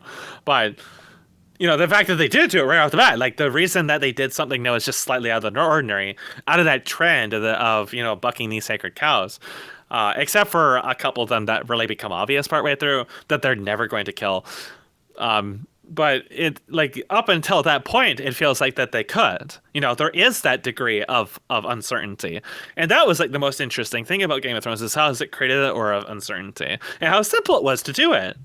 Just to kill some of the main characters we introduced. Suddenly now, there is that uncertainty. It's like, this is really simple, but a really profound effect, because nobody else does it. And we think back to things like game cinematics and how little impact they actually have, because they are so far detached from what you are actually interacting with. It may seem like a far stretch to go between from games and movies in this regard, but it's not, because in average productions for movies and stuff like that, that the main characters are going to survive. Yeah. And that means that you can't interact with them as a viewer, right? That means you end up by a nature becoming less and less really associated with them, because they are sacred cows. They are Mary Sue's. They are going to get through things. They are going to survive. They are generally going to have some kind of ending that validates their existence to this. And that's why Game of Thrones really set the stage differently when it was first released. And that's also why, Cinemax and games don't work, because they're not something you actually interact with. And the example of Gangplank, well, they're not going to permanently disable Gangplank, because that would be absurd. People paid real money for him. And, a sense of fate grand order, they're going to eventually just restore that functionality, when you complete the next chapter. And, there is so much detachment. You got to ask the questions like, why would you put yourself in a situation where you feel obligated to do this to create a sense of impact, when you could have instead done something through the gameplay or some other, written your shit in another way where you didn't feel inclined to need to do this. Yeah. Well, there's the quintessential StarCraft 2 example that everybody loves when we bring up StarCraft 2 as an example for this sort of thing. So look at Zeratul dying in Legacy of the Void. Also, yes. I should mention before I even get into this that you earlier referenced Anteater Todd, and it took me a solid 10 seconds to figure out you were talking about Alarak. I had no idea. I was so fucking confused. I was like, Todd? Is he talking about Todd of the Void? Is this like an Amon? Or is he talking about Artanis? Is Artanis Todd in this example? I really had to think for a second. Then you were like, you explained, you added more context. I should have referenced that earlier so people who didn't know the inside joke would know you were talking about Alarak. Man, that threw me for a loop. So Zeratul dies in a cutscene after you play as him for an entire mission. Also, his Void Seeker dies right before that, which is a big tell, because what the fuck is he going to do without his Void Seeker, by the way? How's he going to seek his own void, man? How's he going to look at Goatsy? So the other thing about this, though, is imagine Zeratul being... I mean, you can't do this because it would require the player to lose in order to win. But you would have to have Zeratul as a player, either AI controlled or otherwise, acting on the map and then being defeated by Artanis' forces. And I guess you'd also have to establish that maybe because his Voidseeker died, he was localized to the Nexus. So he was definitely dead. You'd have to kill him on screen in game by Artanis winning. And so it would have to be the inverse, where Artanis dies instead and Zeratul is the one who kills him. And that's how it happens. Is you're playing as Zeratul, you kill Artanis, and then the cutscene would have to be post-death. They're mourning him or something, or they're realizing that, wow, he's actually dead. We had to kill him because Amon XD, reeling from the loss of the fact that they've had to strike at one another. Instead of having Artanis kill Zeratul in an epic anime cutscene where they try to copy DBZ or something, basically they're just rehashing the same shit they've rehashed since I I guess since Warcraft 3. But even beyond that, like you just look at their cutscene and it feels so uninspired and unengaging because it is all predetermined. It's just textbook. And well, it is textbook in its construction, but what it actually accomplishes, sort of, I was talking about dialogue events and how they have to have a purpose. The purpose of this cutscene is to kill Zeratul. That is its only purpose. It's to kill Zeratul, and then Artanis is supposedly having some sort of character development as a result of killing Zeratul, but that really doesn't go anywhere. So it's like a very ham-fisted excuse to change some aspects of Artanis's character, and also to martyr Zeratul in really one of the most idiotic ways possible, where Artanis killed him because he turned red. So that's pretty much it. So that's the purpose of the cutscene. Whereas if the purpose was to actually demonstrate, and again, in a capacity we can't do in game because we're too busy focusing on actually playing the RTS, and we're too busy to do that, or too busy doing that in order to then focus as well on Artanis' character development and how different he seems now. That would be too much to ask the player, just like Tassidar's example from before from Stormborn that I referenced earlier about my own map. So we look at this context, we've got Artanis complaining or whatever, like reeling from the fact that he killed Zeratul, and he does this anyway in like some of the later parts of that cutscene. He's like, I can't believe I did it. It was me. Like, they could actually have the same symbolism or whatever, where he grabs Zeratul's void blade and adds it to his own collection or something, and he's like, don't worry, I'll carry your dick around with me post-mortem. And like that, okay, whatever, you can have that be like a passing of the torch or whatever weird symbolism they were going for there, where it's very on like face value, but you could have that be like Artanis coming over and inspecting the rubble of Zeratul's base and finding only that left behind and being like, well, this is really the way that we confirm that he is indeed dead, is we just look at that and we say, okay, well, now we know Zeratul is indeed dead, and then Artanis takes up the mantle. And I think that if really people had to, you gotta have had Zeratul pop out of the Nexus and you actually physically kill him as a unit. Yeah, that's true too. I mean, that's one of the things that I did all the way back in Consummate, is I made it so that you see High Templar deaths coming out of the Great Forum structure, because you're supposed to be killing Judicators in a mission, and so it actually shows dead High Templar, like the death animation of the High Templar coming out as you blow up that structure. It's like a way to drive home that you did indeed deal a pretty heavy blow in the Protoss. So you could have that same sort of thing. It could be a subtle read, it could be obvious, it could be Zeratul himself popping out as a unit and you literally killing him, or it could just be he dies in the explosion of the Nexus, and then the cutscene shows Artanis picking up the guy's fucking void blade and saying that he'll he's upset that this is how it had to end or whatever, and whatever, like whatever the case may be. But the bottom line is that would be a significantly more respectable and respectful of the player way to handle your cutscene, and that would be where we already have done the big climax, and now we can see character development in a way that we can't see in the RTS view. We've done the climax of the event. We've really seen what this mission had to offer when it comes down to what actually happens in the plot in this mission. The other thing is you put the responsibility of killing him in the hands of the player. Right. I mean, that's the other thing, is we've seen that, we've done that as the player. We've done that interaction ourselves. We've committed that sin or action or whatever. We've done that ourselves, and now we get to see the fallout from it in a view where we've already done the heavy action, and now we're seeing the consequences in a view that we don't normally get in the RTS view. Yeah. After we've already completed a mission, not in the middle of it, not state changing in the middle of it, where we turn from a micro mission into a macro mission and back into a micro mission like a fucking mongoloid. We don't have to worry about any of that shit because we've already done the actual RTS gameplay playing. We've executed Zeratul. Now we see what happens as a result. So that's like one very basic way. Again, you have to change everything about the mission surrounding it, but that one example, I think, is a really nice way to crystallize the concept in general. Yeah. It's a really big deal. It's like every character death in my campaign was going to be in game, basically. Yeah. Well, that's one thing that I feel like, I didn't have any character deaths beyond in Consummate. I didn't have any character deaths beyond the Overmind, which was off screen, but you already knew was happening because you played the original campaign. The same for Gorn, like it was just a Cerebrate that Zeratul kills, so that's like, this is stuff that's already established. Phoenix like sort of dies but then gets revived later off screen. It's like, at least I showed Phoenix's death as your brood actually was the one to carry out that action, because that actually just happens off screen. The fall of his forces happens off screen, and then you see a cutscene where his blade depowers because he forgot to pack a fucking Duracell or something. So that was really retarded. But yeah, that was really odd. Yeah, there was no sense made there. But that was like an example, I think, of like when I do end up having character death. 'Cause in the remake, I've planned a character death, and it happens fairly early on, like halfway through the campaign. It's not really a pivotal character, but it's a character you've already interacted with before as an opponent, an opposing commander. And when you execute this person, like, you're actually the one doing it, and it's the order comes down from up on high, but you're still the one, executing the person. So I think that will have a very different weight to it. And then I'm going to be much more subtle than what we described with Artanis mourning over Zeratul, but I'm going to be more subtle than that. But in theory, the experience of witnessing the sort of psychological, I don't want to say trauma necessarily, but the results that happen, the consequences of that as they pertain to a character's psychology, that will be something that you can track and see components of, see the ramifications of that action that was made as time goes on, and as the campaign progresses. That'll be something that, like, the fallback of killing this person, as a specific character killing this person, is going to be obvious just based on the dialogue. And I feel like that's a much more, again, respectful thing to do for the player. Is they can take that or leave that. They may not give a fuck about the story. They may just be playing because they like the gameplay.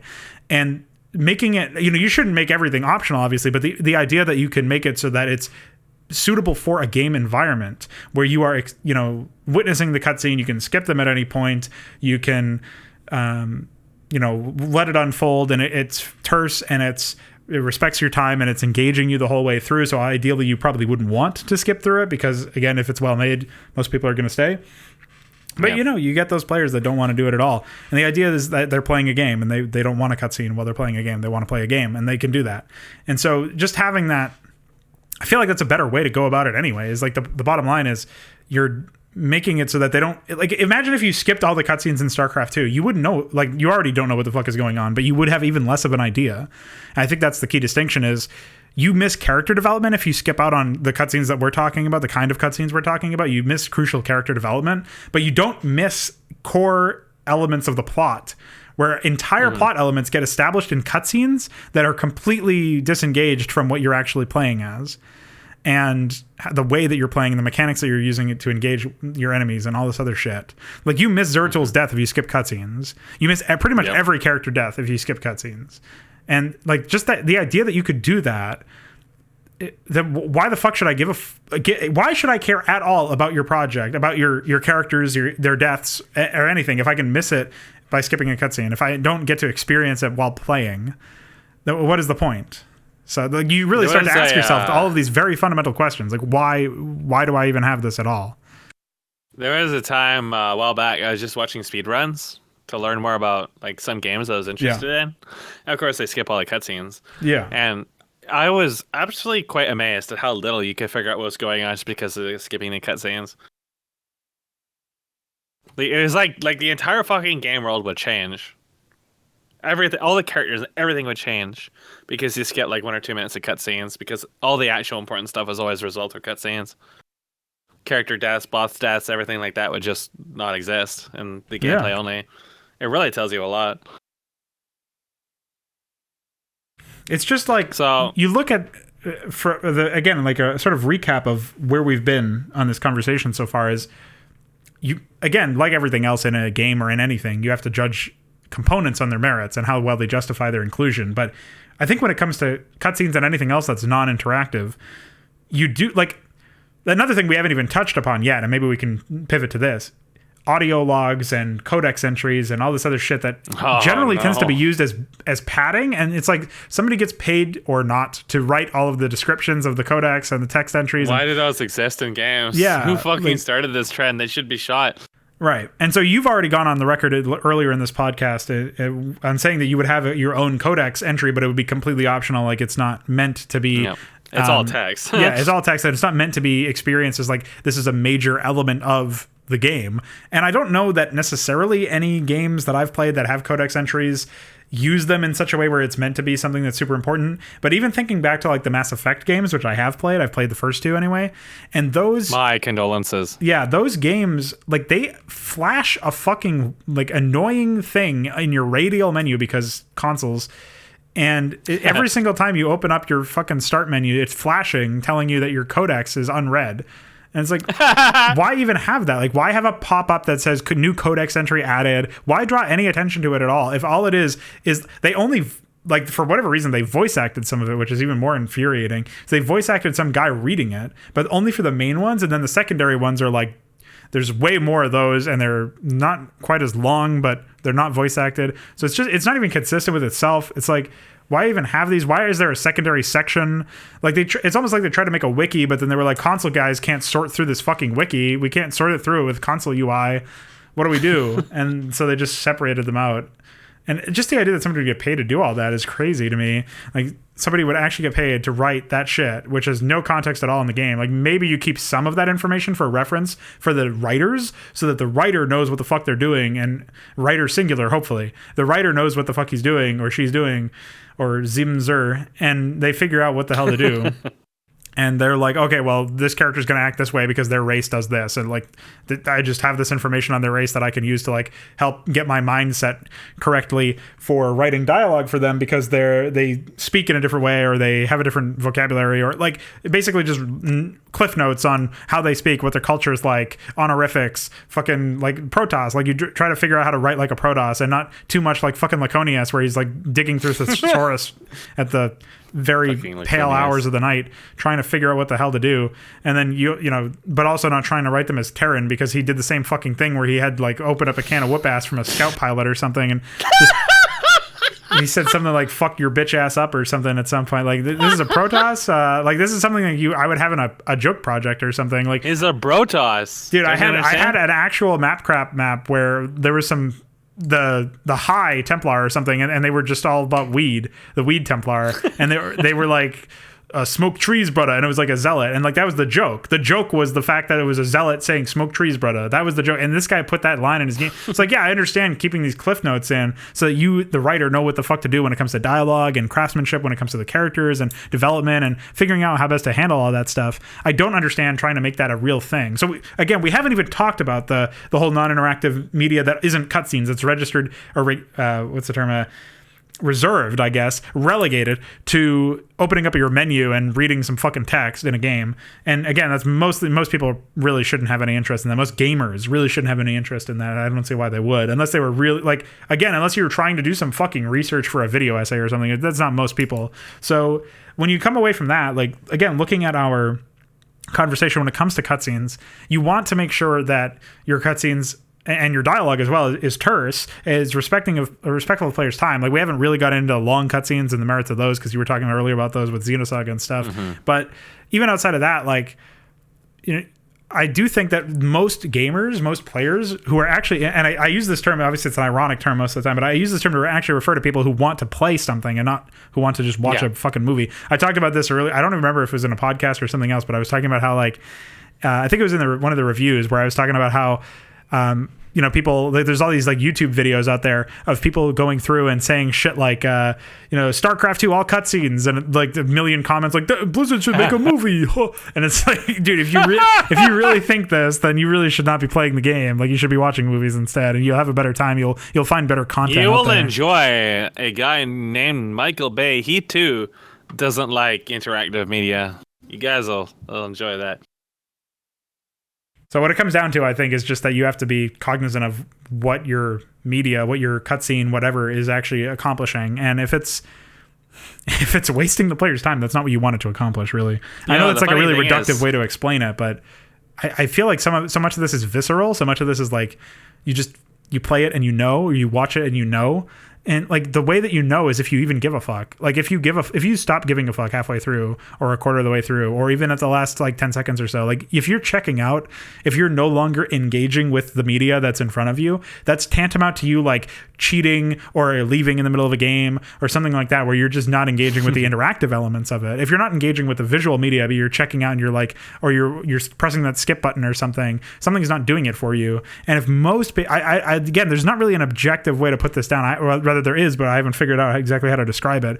But I do feel like, generally speaking, you can revert back to the idea of, like, you know, people who tend to watch content, like a lot of the Western anime and stuff, and a lot of these Legacy of the Void, all cutscenes, videos, and all this other shit. People who tend to watch this stuff are usually like playing League of Legends in their main monitor and having that on their side monitor or something. They occasionally pay attention to that when they're in the middle of waiting to respawn or something. Like that's how they consume this stuff. They don't. It's not like they close out all of the blinds and they make sure that all their lights are off and they're focusing on.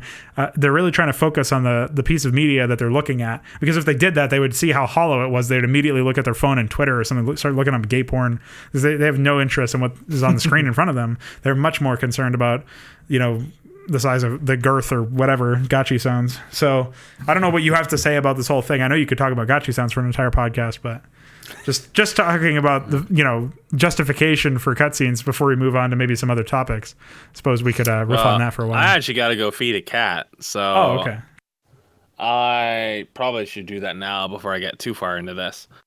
Sure. Because I could go on for a while, and then the cat's been waiting a while, so yeah, I will feed be your back cat, in about 10 minutes or so.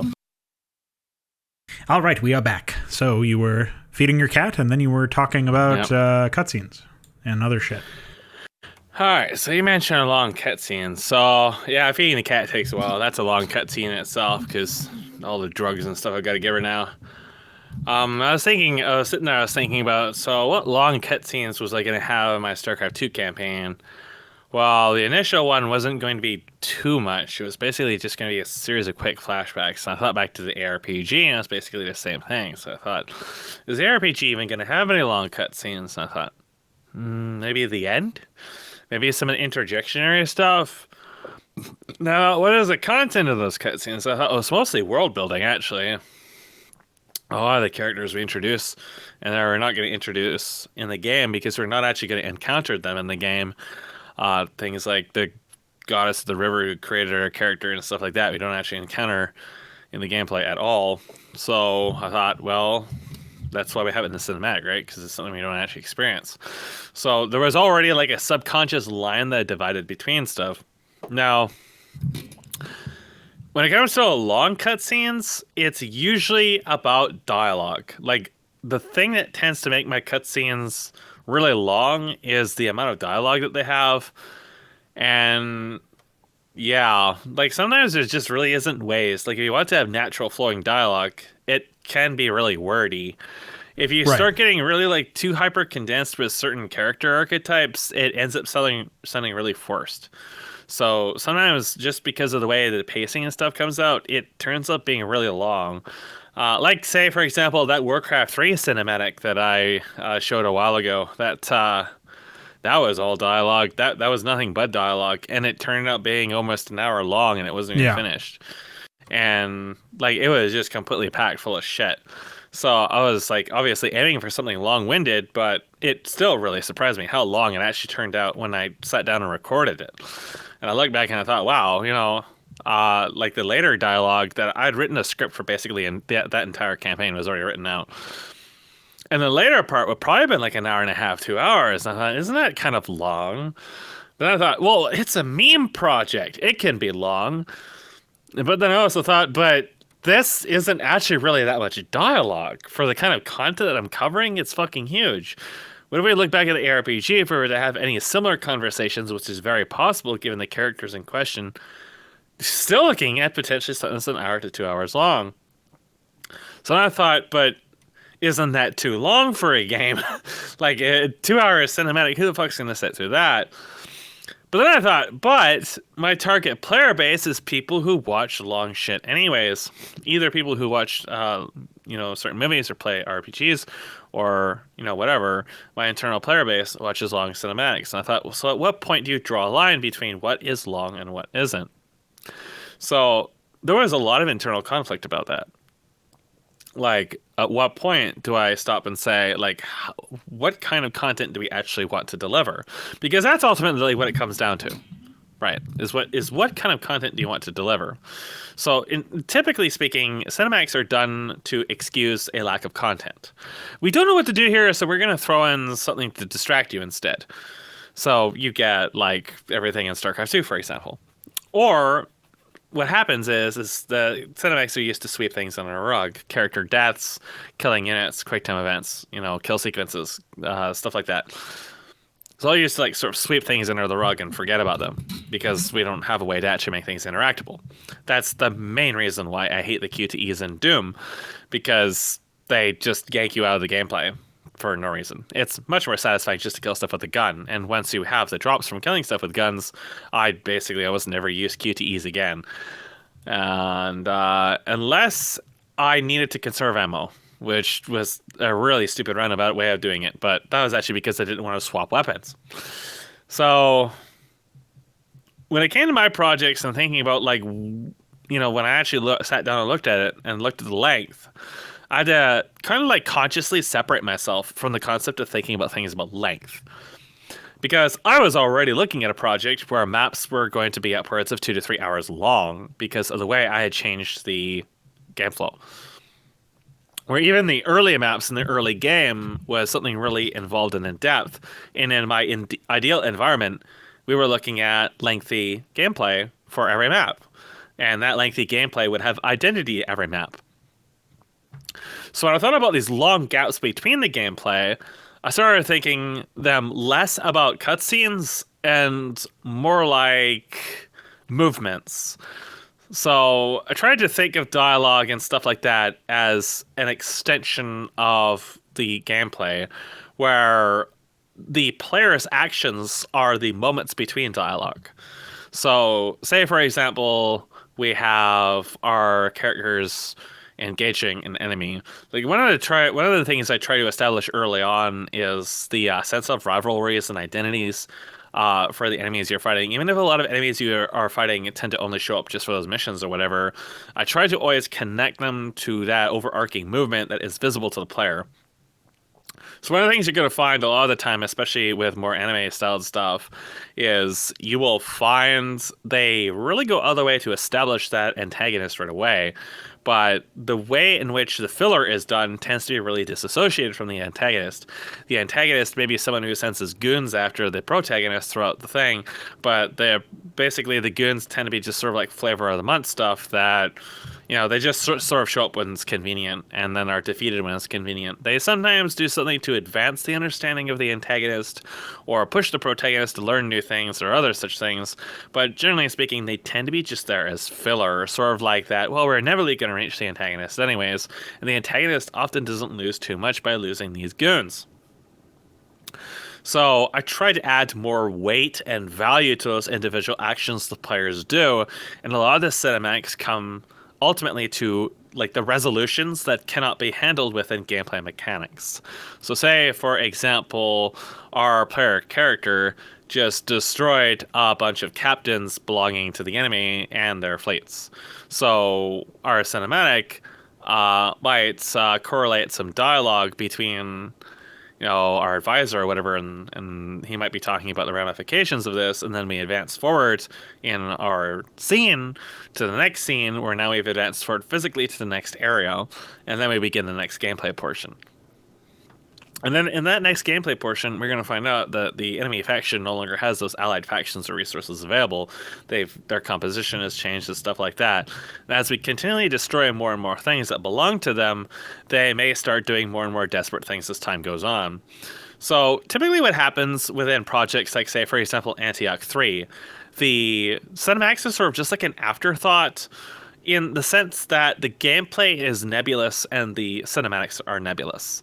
So because they are both nebulous elements, they contain the same characters and they have sort of contextual references to each other, but one has the veneer of pretending to be a game and the other has a veneer of pretending to be a junior high drama class submission. Neither of them really quite sync up. And all the attempts to give the characters identity through the cinematics doesn't get registered in the gameplay because there is no way that the author or authors, could have really even made an effort to establish characterization within the gameplay, because there is basically no gameplay to speak of. When all you do with the player character is move from point A to point B and kill static stuff and listen to dialogue or perform QTEs or, mess around with the interface or whatever, there isn't really much you can do with the way the character behaves. There isn't much ways you can change how the character behaves. there isn't ways you can present that character with challenges thematic to what the cutscenes have established. If you wanted to go and resolve a lot of stuff through cutscenes, you have to then take the gameplay and be like, well, now the gameplay is going to be shaped by the events that just happened within the cutscene, or vice versa. And now they have to be really consistent with each other in terms of pacing. Pacing is very important. It's the most important thing. It is so, like, if there's one thing you've got to keep consistent, it's pacing. And by pacing, I mean the flow of action. Not just, fighting or resource gathering or other kind of, stuff you normally consider of action as interaction, but in terms of how the characters move, how they carry themselves. So that's why making a player character can be really difficult. Because the players are going to be not a very static thing. The pacing of the gameplay surrounding them may be static, but the way in which they perceive information and stuff is going to be fairly dynamic. So when I build the player character in, say, Apex J, that's why our player character in Apex J didn't really talk, and why I approached that whole tried and true archetype of a player character that doesn't actually say anything, and made that a core plot point in that, because that is one of the things we explore a lot within the cinematics, is the advisor would try to penetrate that in the same way that the player might, but now we have like added context that then gets explored throughout the campaign.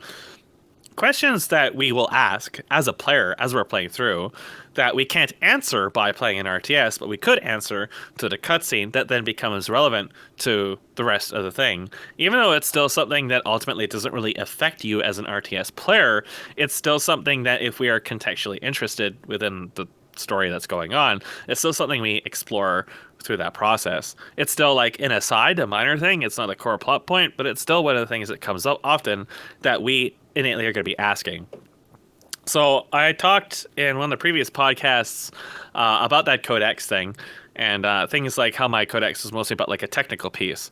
You might ask questions about how certain things work, like why there are minerals and geysers on the planet to begin with, and why they're always so convenient for us to find.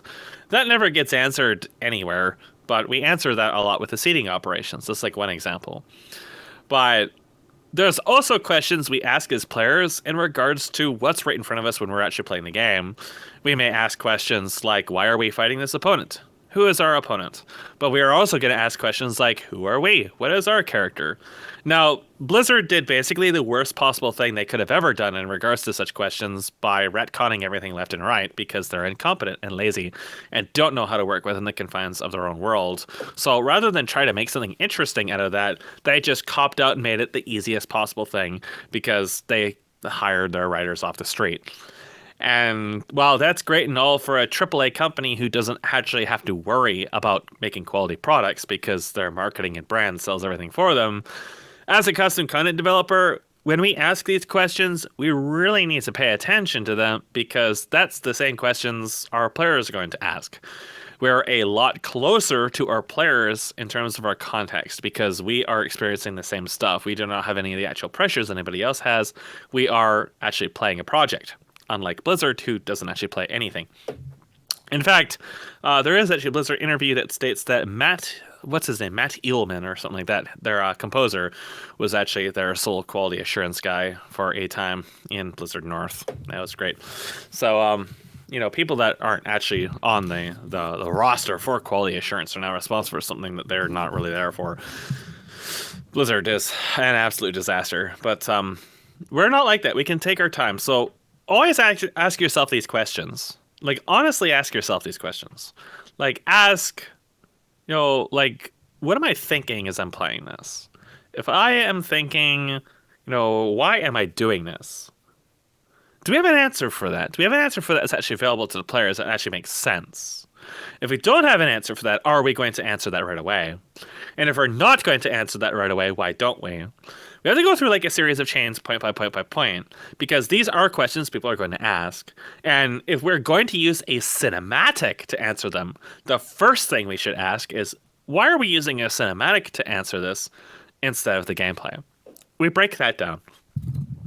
Is it because of technical limitations? Is this something we just can't explore within the RTS gameplay? Okay.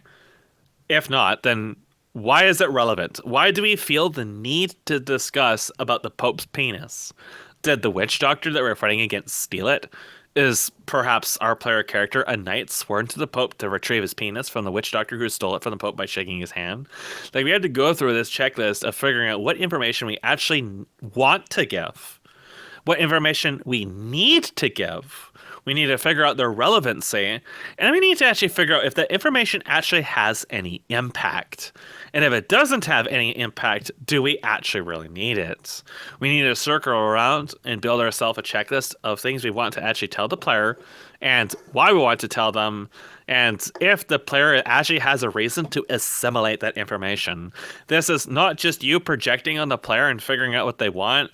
It's also the player deciding if they want to assimilate that information. Because the information could be delivered really well. It could actually be relevant.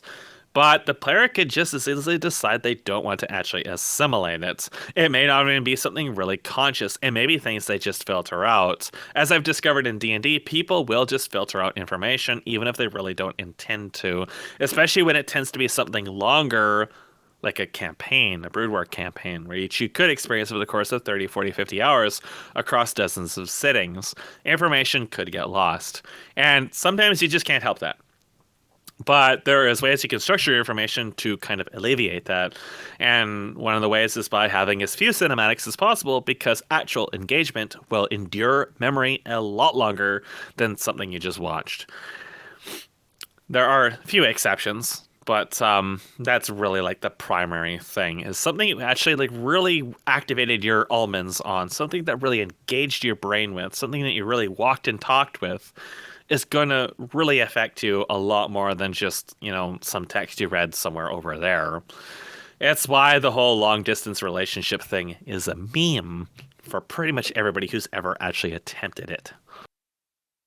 Well, I think you bring up a pretty good point there about the D&D thing, because I remember I was listening back to one of our older podcasts, and one of the things that you talked about is how players, especially in D&D, but presumably everywhere, it's sort of like information sponges, but it's not always open. That gateway to accepting that information and bringing that into their own brains is not always open. They may have closed it inadvertently or consciously. They may have checked out, or they may have simply focused on something else when the window of opportunity to absorb the information that they did not absorb was open, and when by the time they were back and ready to take another look, it was already closed.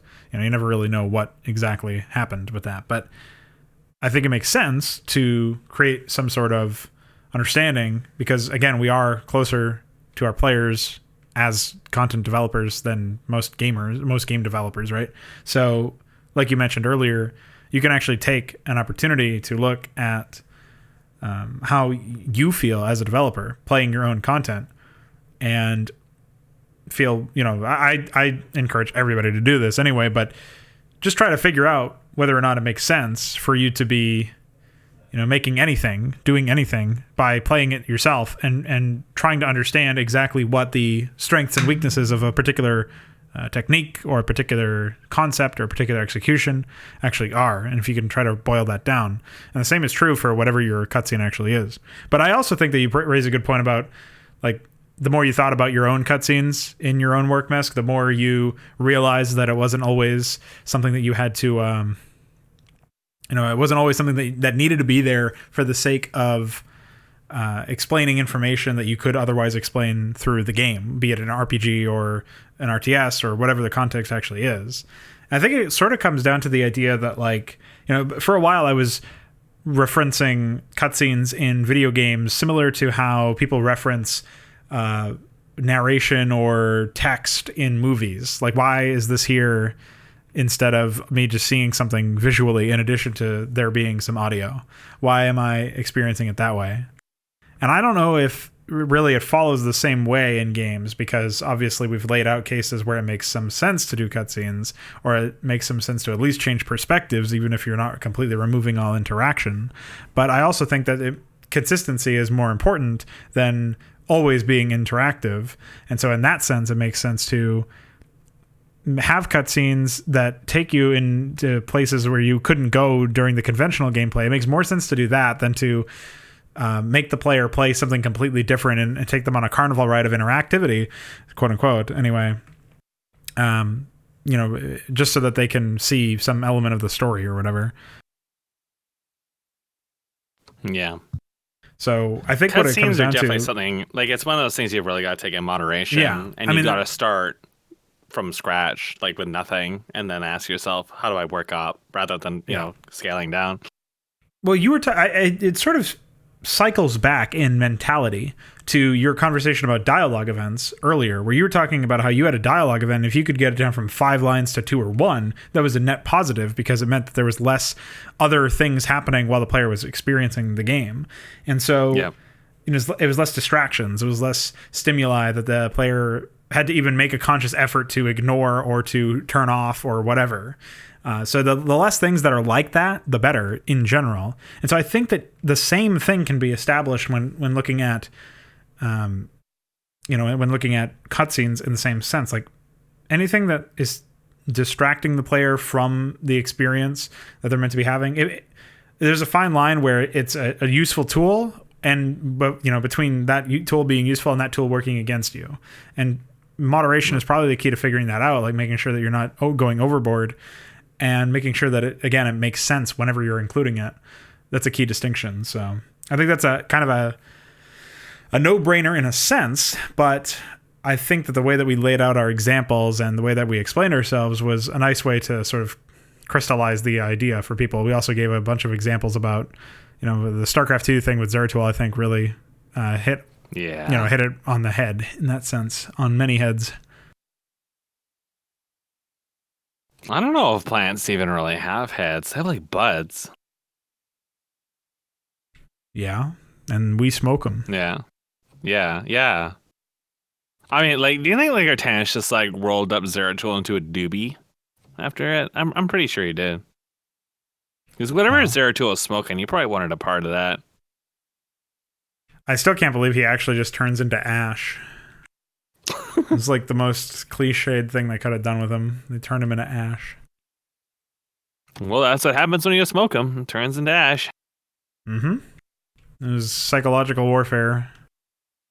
Blizzard corrupting the youth, trying to get them to smoke the devil's lettuce. The Amon's lettuce. So that's what happens when you're in the government of New Jersey. New Jersey. I wasn't expecting that one. That's what they all said. So I think this can wrap our conversation about cutscenes up anyway. At some point, we'll probably go into more detail about, like, the thing is, we can both rant about certain interactive elements that are on paper interactive, but in practice are just fucking shit. Which is like most games are filled with these, and we already talked about grind and a bunch of other things, player agency and stuff in the more recent episodes. But I just feel like there's a lot to be said for looking through your arsenal, looking through the tools that you have at your disposal as a developer, and like it sort of reminds me of something we talked about a little bit earlier, where you were mentioning how even a professional StarCraft player who hasn't played StarCraft in a while should be able to get something skill demanding out of going back to a StarCraft campaign. Like the idea being that you're meant to, like, Connor is probably better as at a player. Like as a player, he's certainly better than me, but he's probably better than pretty much everybody else on the server as well.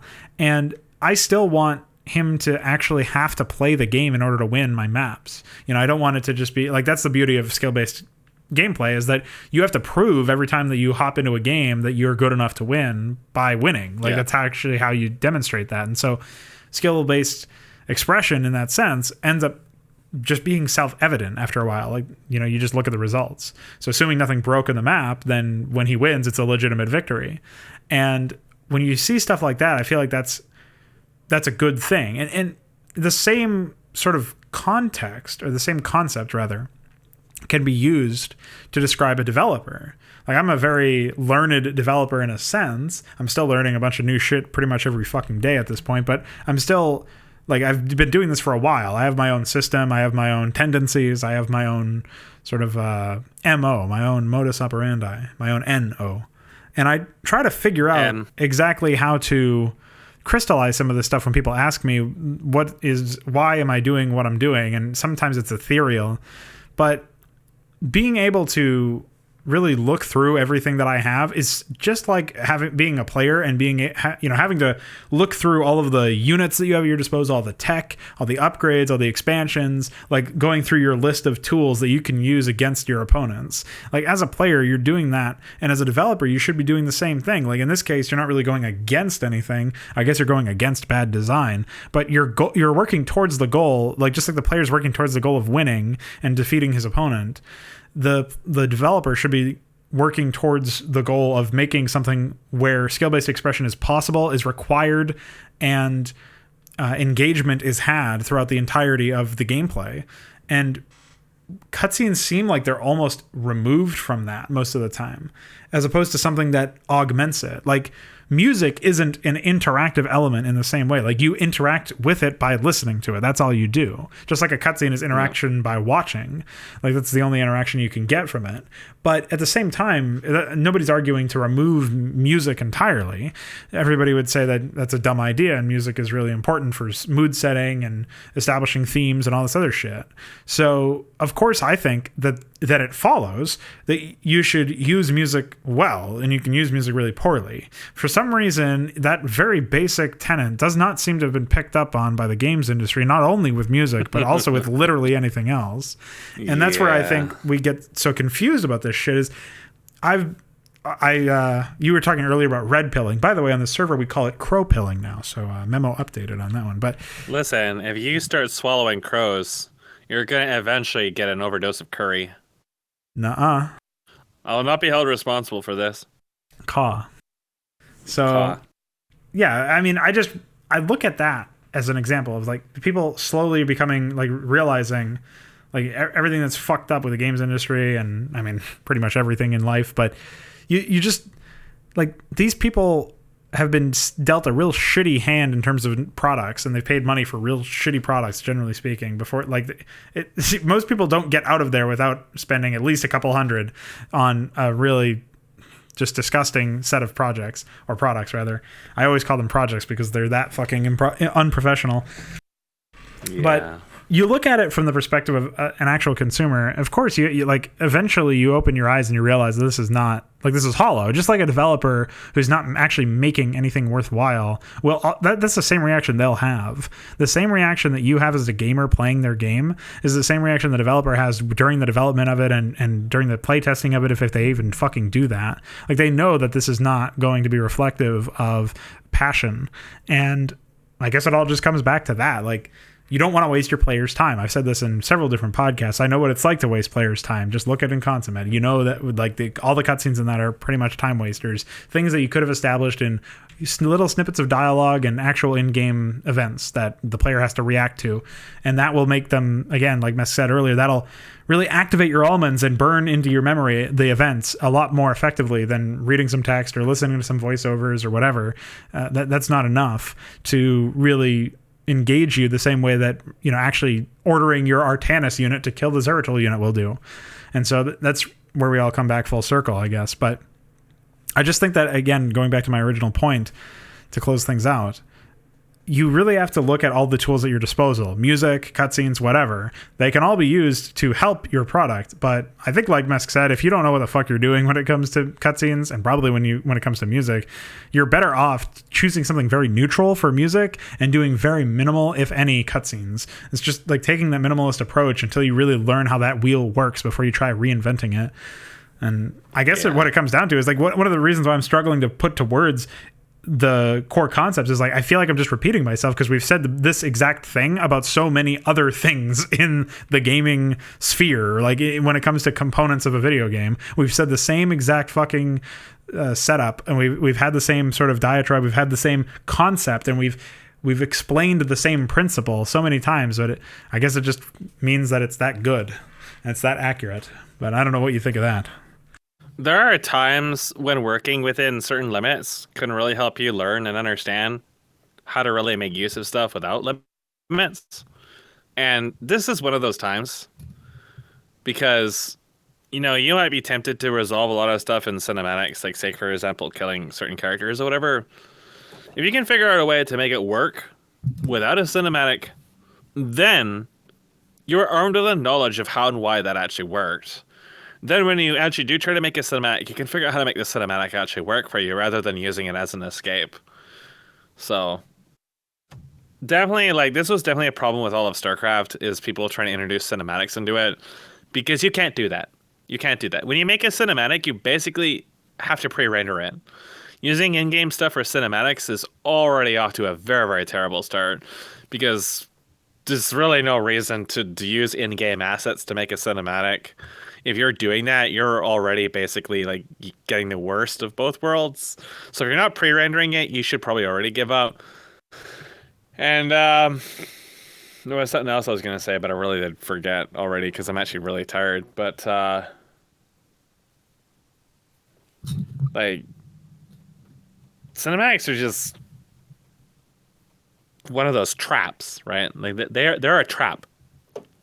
And traps are gay and all, but you really got to be careful about even like getting into the road of saying like, I'm gonna make a cinematic. Like, when I was looking at my Warcraft 3 project, I was looking at these huge cinematics. They were all just dialogue. I didn't really think of those cinematics because it's basically like just characters ranting at each other. It was just an excuse to make something very, very politically incorrect. So I thought of it as like, well, it is a cinematic because we're not actually doing anything. But at the same time, it's also basically a Harry Potter BDSM fanatic. But at the same time, it's also dialogue. So, like, I went through this huge fucking process of prototyping this 50-minute cinematic, or whatever the fuck it was, with the dialogue. And pretty much just everyone was saying I should try to finish this, so I tried to, and then it just caused Warcraft 3 to freeze over and over and over again and give up. But,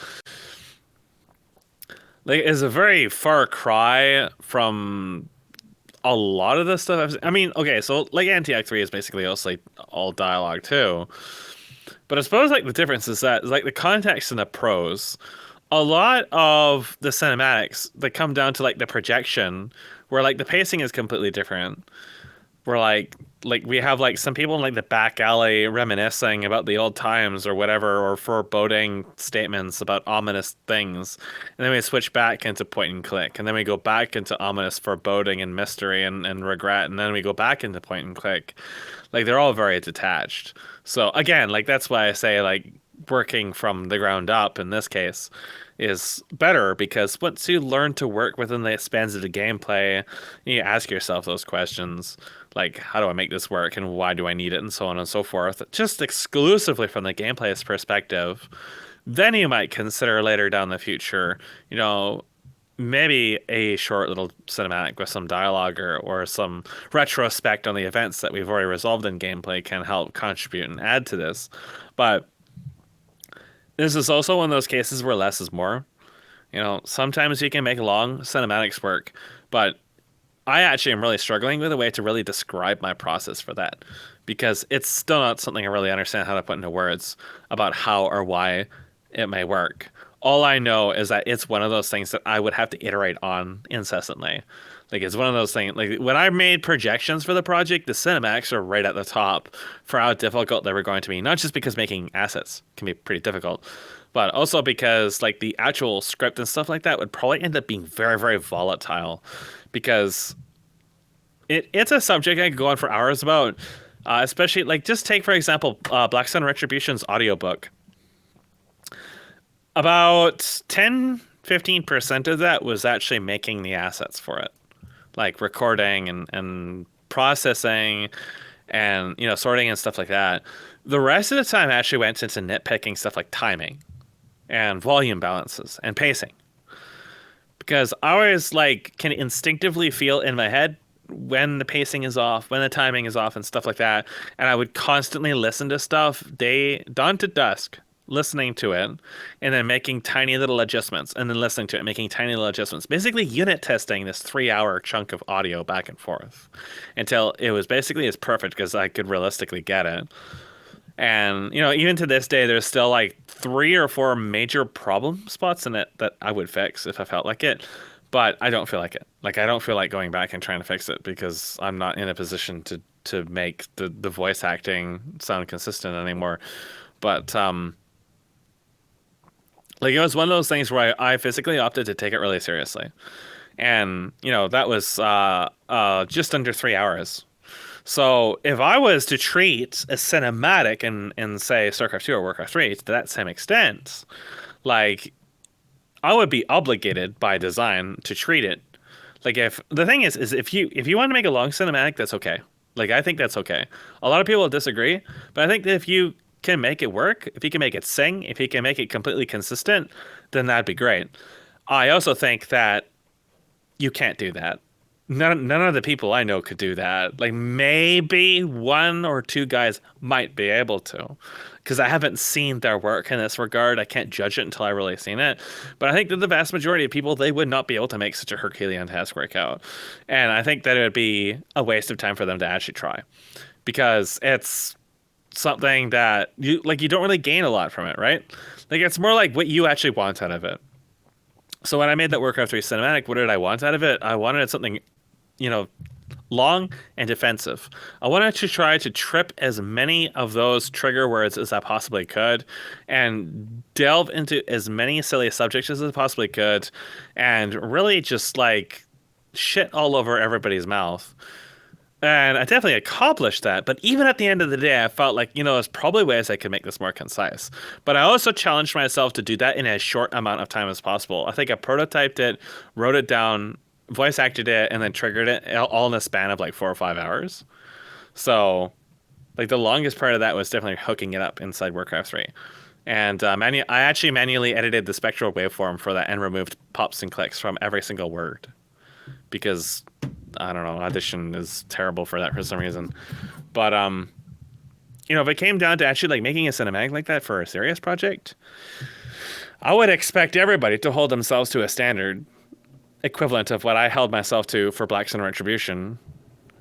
And if you're not prepared to do that, don't start.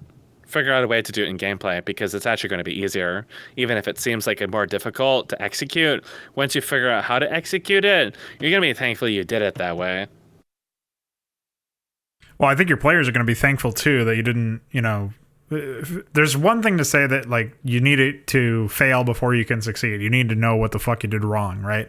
But there's another thing entirely, I think, to take it a step further than that and say, like, it's a requirement that you do this work, or that you, like, I don't think cutscenes are ever a requirement. You know what I mean? Like, I don't think they're ever mandatory to have an intelligible story. And as we demonstrated earlier, or we argued earlier, there's plenty of games where you skip all cutscenes, you have no idea what the fuck is happening. So, if anything, it's the corollary, or rather, it's the contrary. If anything, cutscenes muddy the waters, mostly based on how people use them. And so, yeah, I definitely think that at the end of the day, you shouldn't necessarily shy away from making cutscenes, but you should go in knowing the stakes and knowing what you're setting yourself up for. I've argued this before as well, and I think it's a similar enough concept. It's like cutscenes in modern vernacular when it comes to games, like the discussions around games. Nobody thinks of them as a big deal. Nobody thinks of them as like, oh yeah, people are going to talk about this for 2.5 hours on a podcast. Like, nobody thinks about that. Like, nobody thinks about them as even warranting such discussion. They just assume that they're going to be so desensitized to it. It's a staple of the genre. Why would you fuck with it? Like, that's basically how people handle it. They just disengage from the topic altogether. Some people request cutscenes even, which is even more psychotic. Not like from modders, but like, I've seen comments before where, like, I don't care what it is. I just want a cutscene. Like, I don't like. Okay, well, just watch a fucking movie. Again, like, it's like the same people that are saying Blizzard should make a movie. Just go watch a fucking movie. But go watch Transformers, man. You'll never want to see a cutscene ever again. Yeah, not unless it's directed by Michael Bay. So you get into this weird state where you're considering, like, these things that are perceived of by most gamers, most people who play video games, as staples of genres or staples of video games in general. You're considering whether or not you should even include them.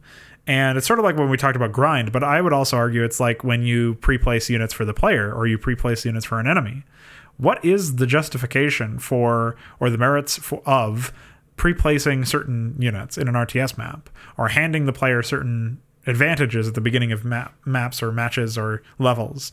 Like, is there really a corollary to other genres? Would you give the player access to all guns at the beginning of a level in Doom? Or would you only carry over what they've progressed from before? Or would you start them fresh with just the plasma pistol and tell them to go find some shit? Like, where do you draw the line? And why do you do that? What is the motivating factor behind your decision to pre-place units or to hand the Doom guy a bunch of upgrades or weapons or whatever? What exactly is the motivating factor as a developer? What motivated you to actually pre-place those things? And when you ask that fundamental question, most people just shut down. They don't really want to engage with that. They don't really want to justify the action of doing that. Just like the action of disabling certain tech.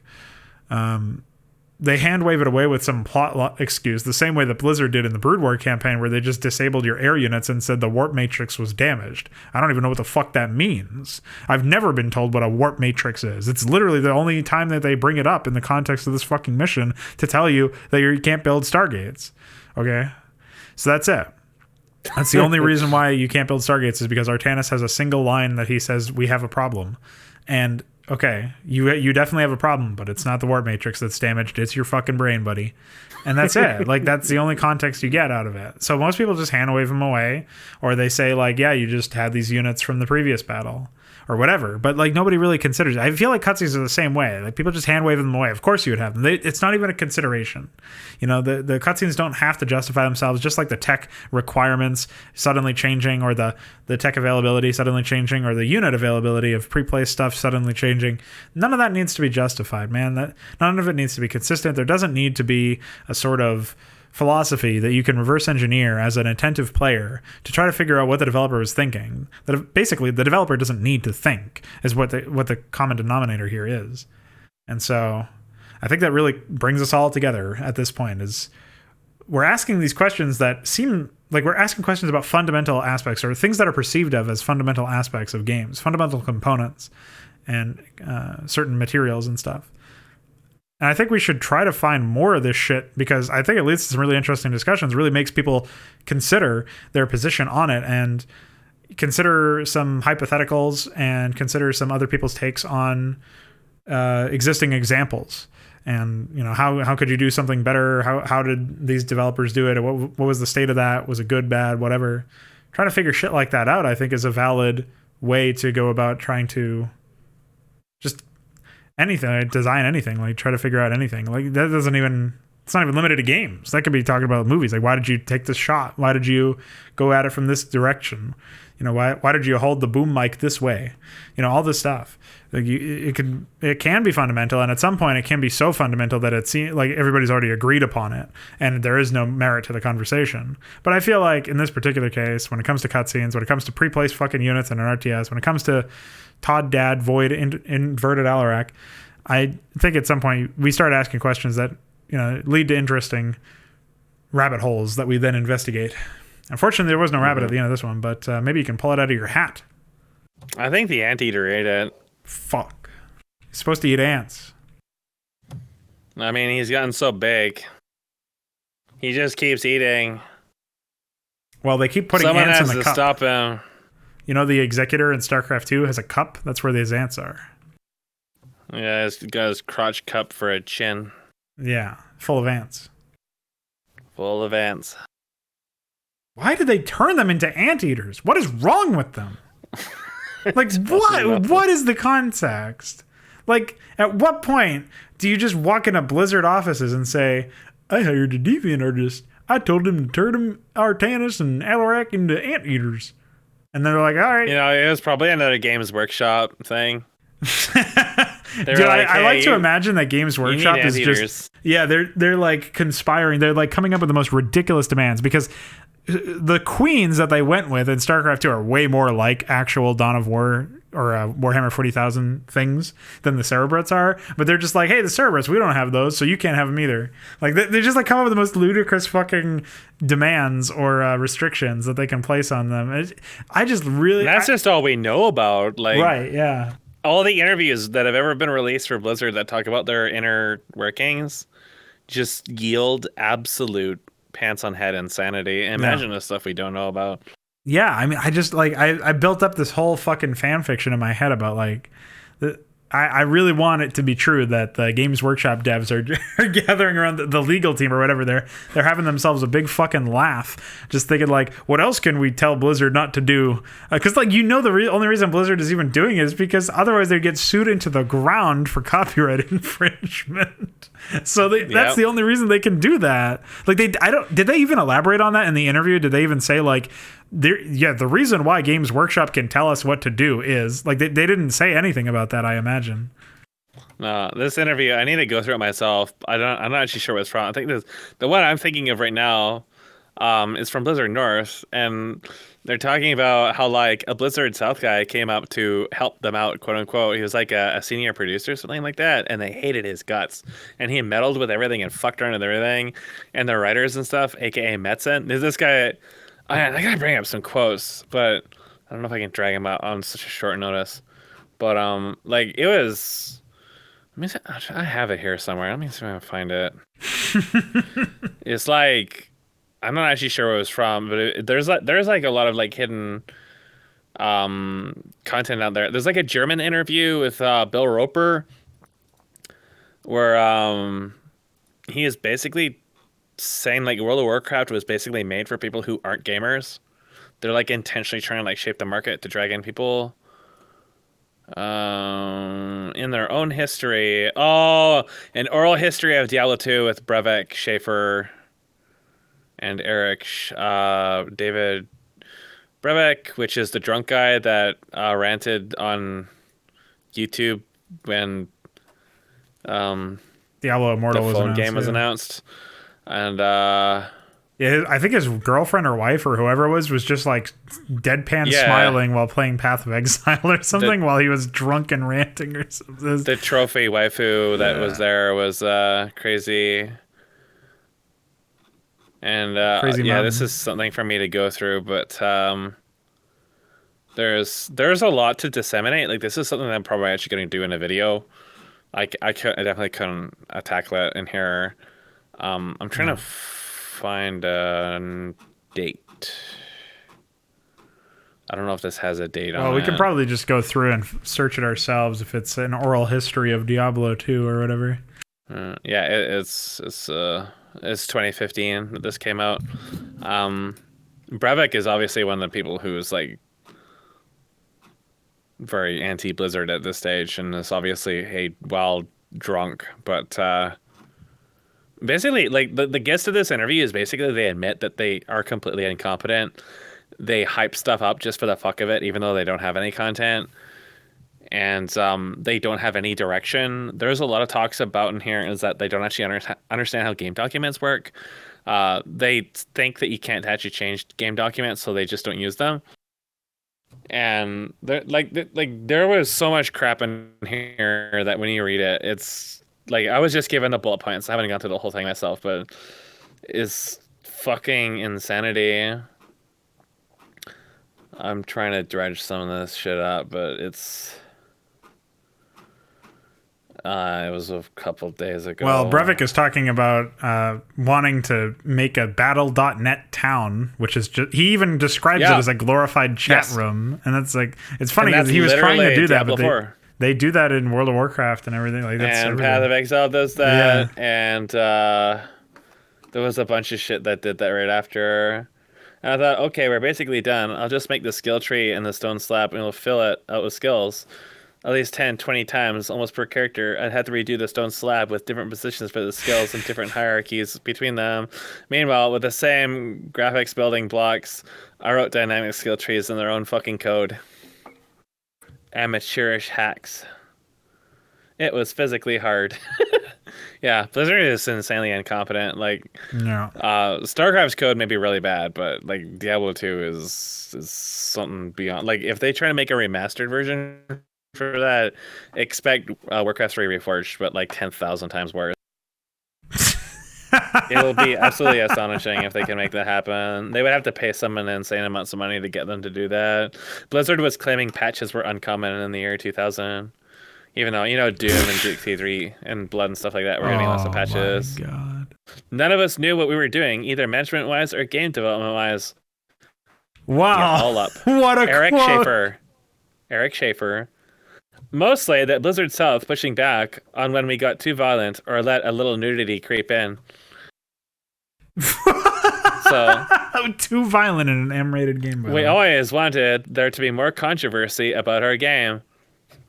This is actually a quote. Wow. The most controversial April Fool's joke that we ran was that we were going to do random drug testing and people flipped out. What? Why? And when you read into that, like that's actually in the review.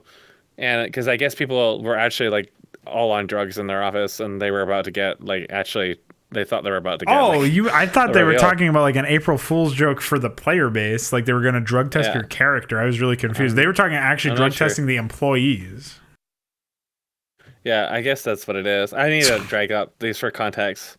That's fucking insane, man. Oh, here's a quote. This is gonna be great. We had another producer from Blizzard South that came to help us out. I won't name names because it was a pretty negative experience. We ended up not trusting him and saying, look, we don't want him in the office anymore.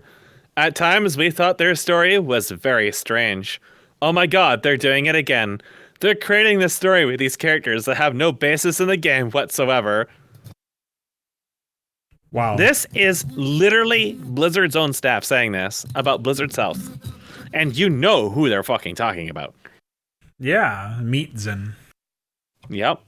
That is literally it. They're doing it again is a great line there. Oh no, he's at it again. He's stop him. He's writing on a MacBook this time. And if we had a game design document, we might be working on that thing that wasn't fun forever. Without the design document, we don't have to worry about that. No way, that really happened. That's a real line? No, that's a real line. You'll find it in there if you look hard enough. I gotta go. All right. Okay. I gotta go. I can't live with that. Well, guys, I hope you enjoyed the podcast. It's the last podcast of 2019. Holy shit. Happy fucking New Year, idiots. Blizzard. Yeah, I'm going to analyze this at some point. Yeah, and, I look forward to that video, that breakdown. Break it down. Because this is a big fucking doozy. Like there's like 5 or 6 pages of this. So Epic. it's been requested already, so it'll happen eventually. I can't wait.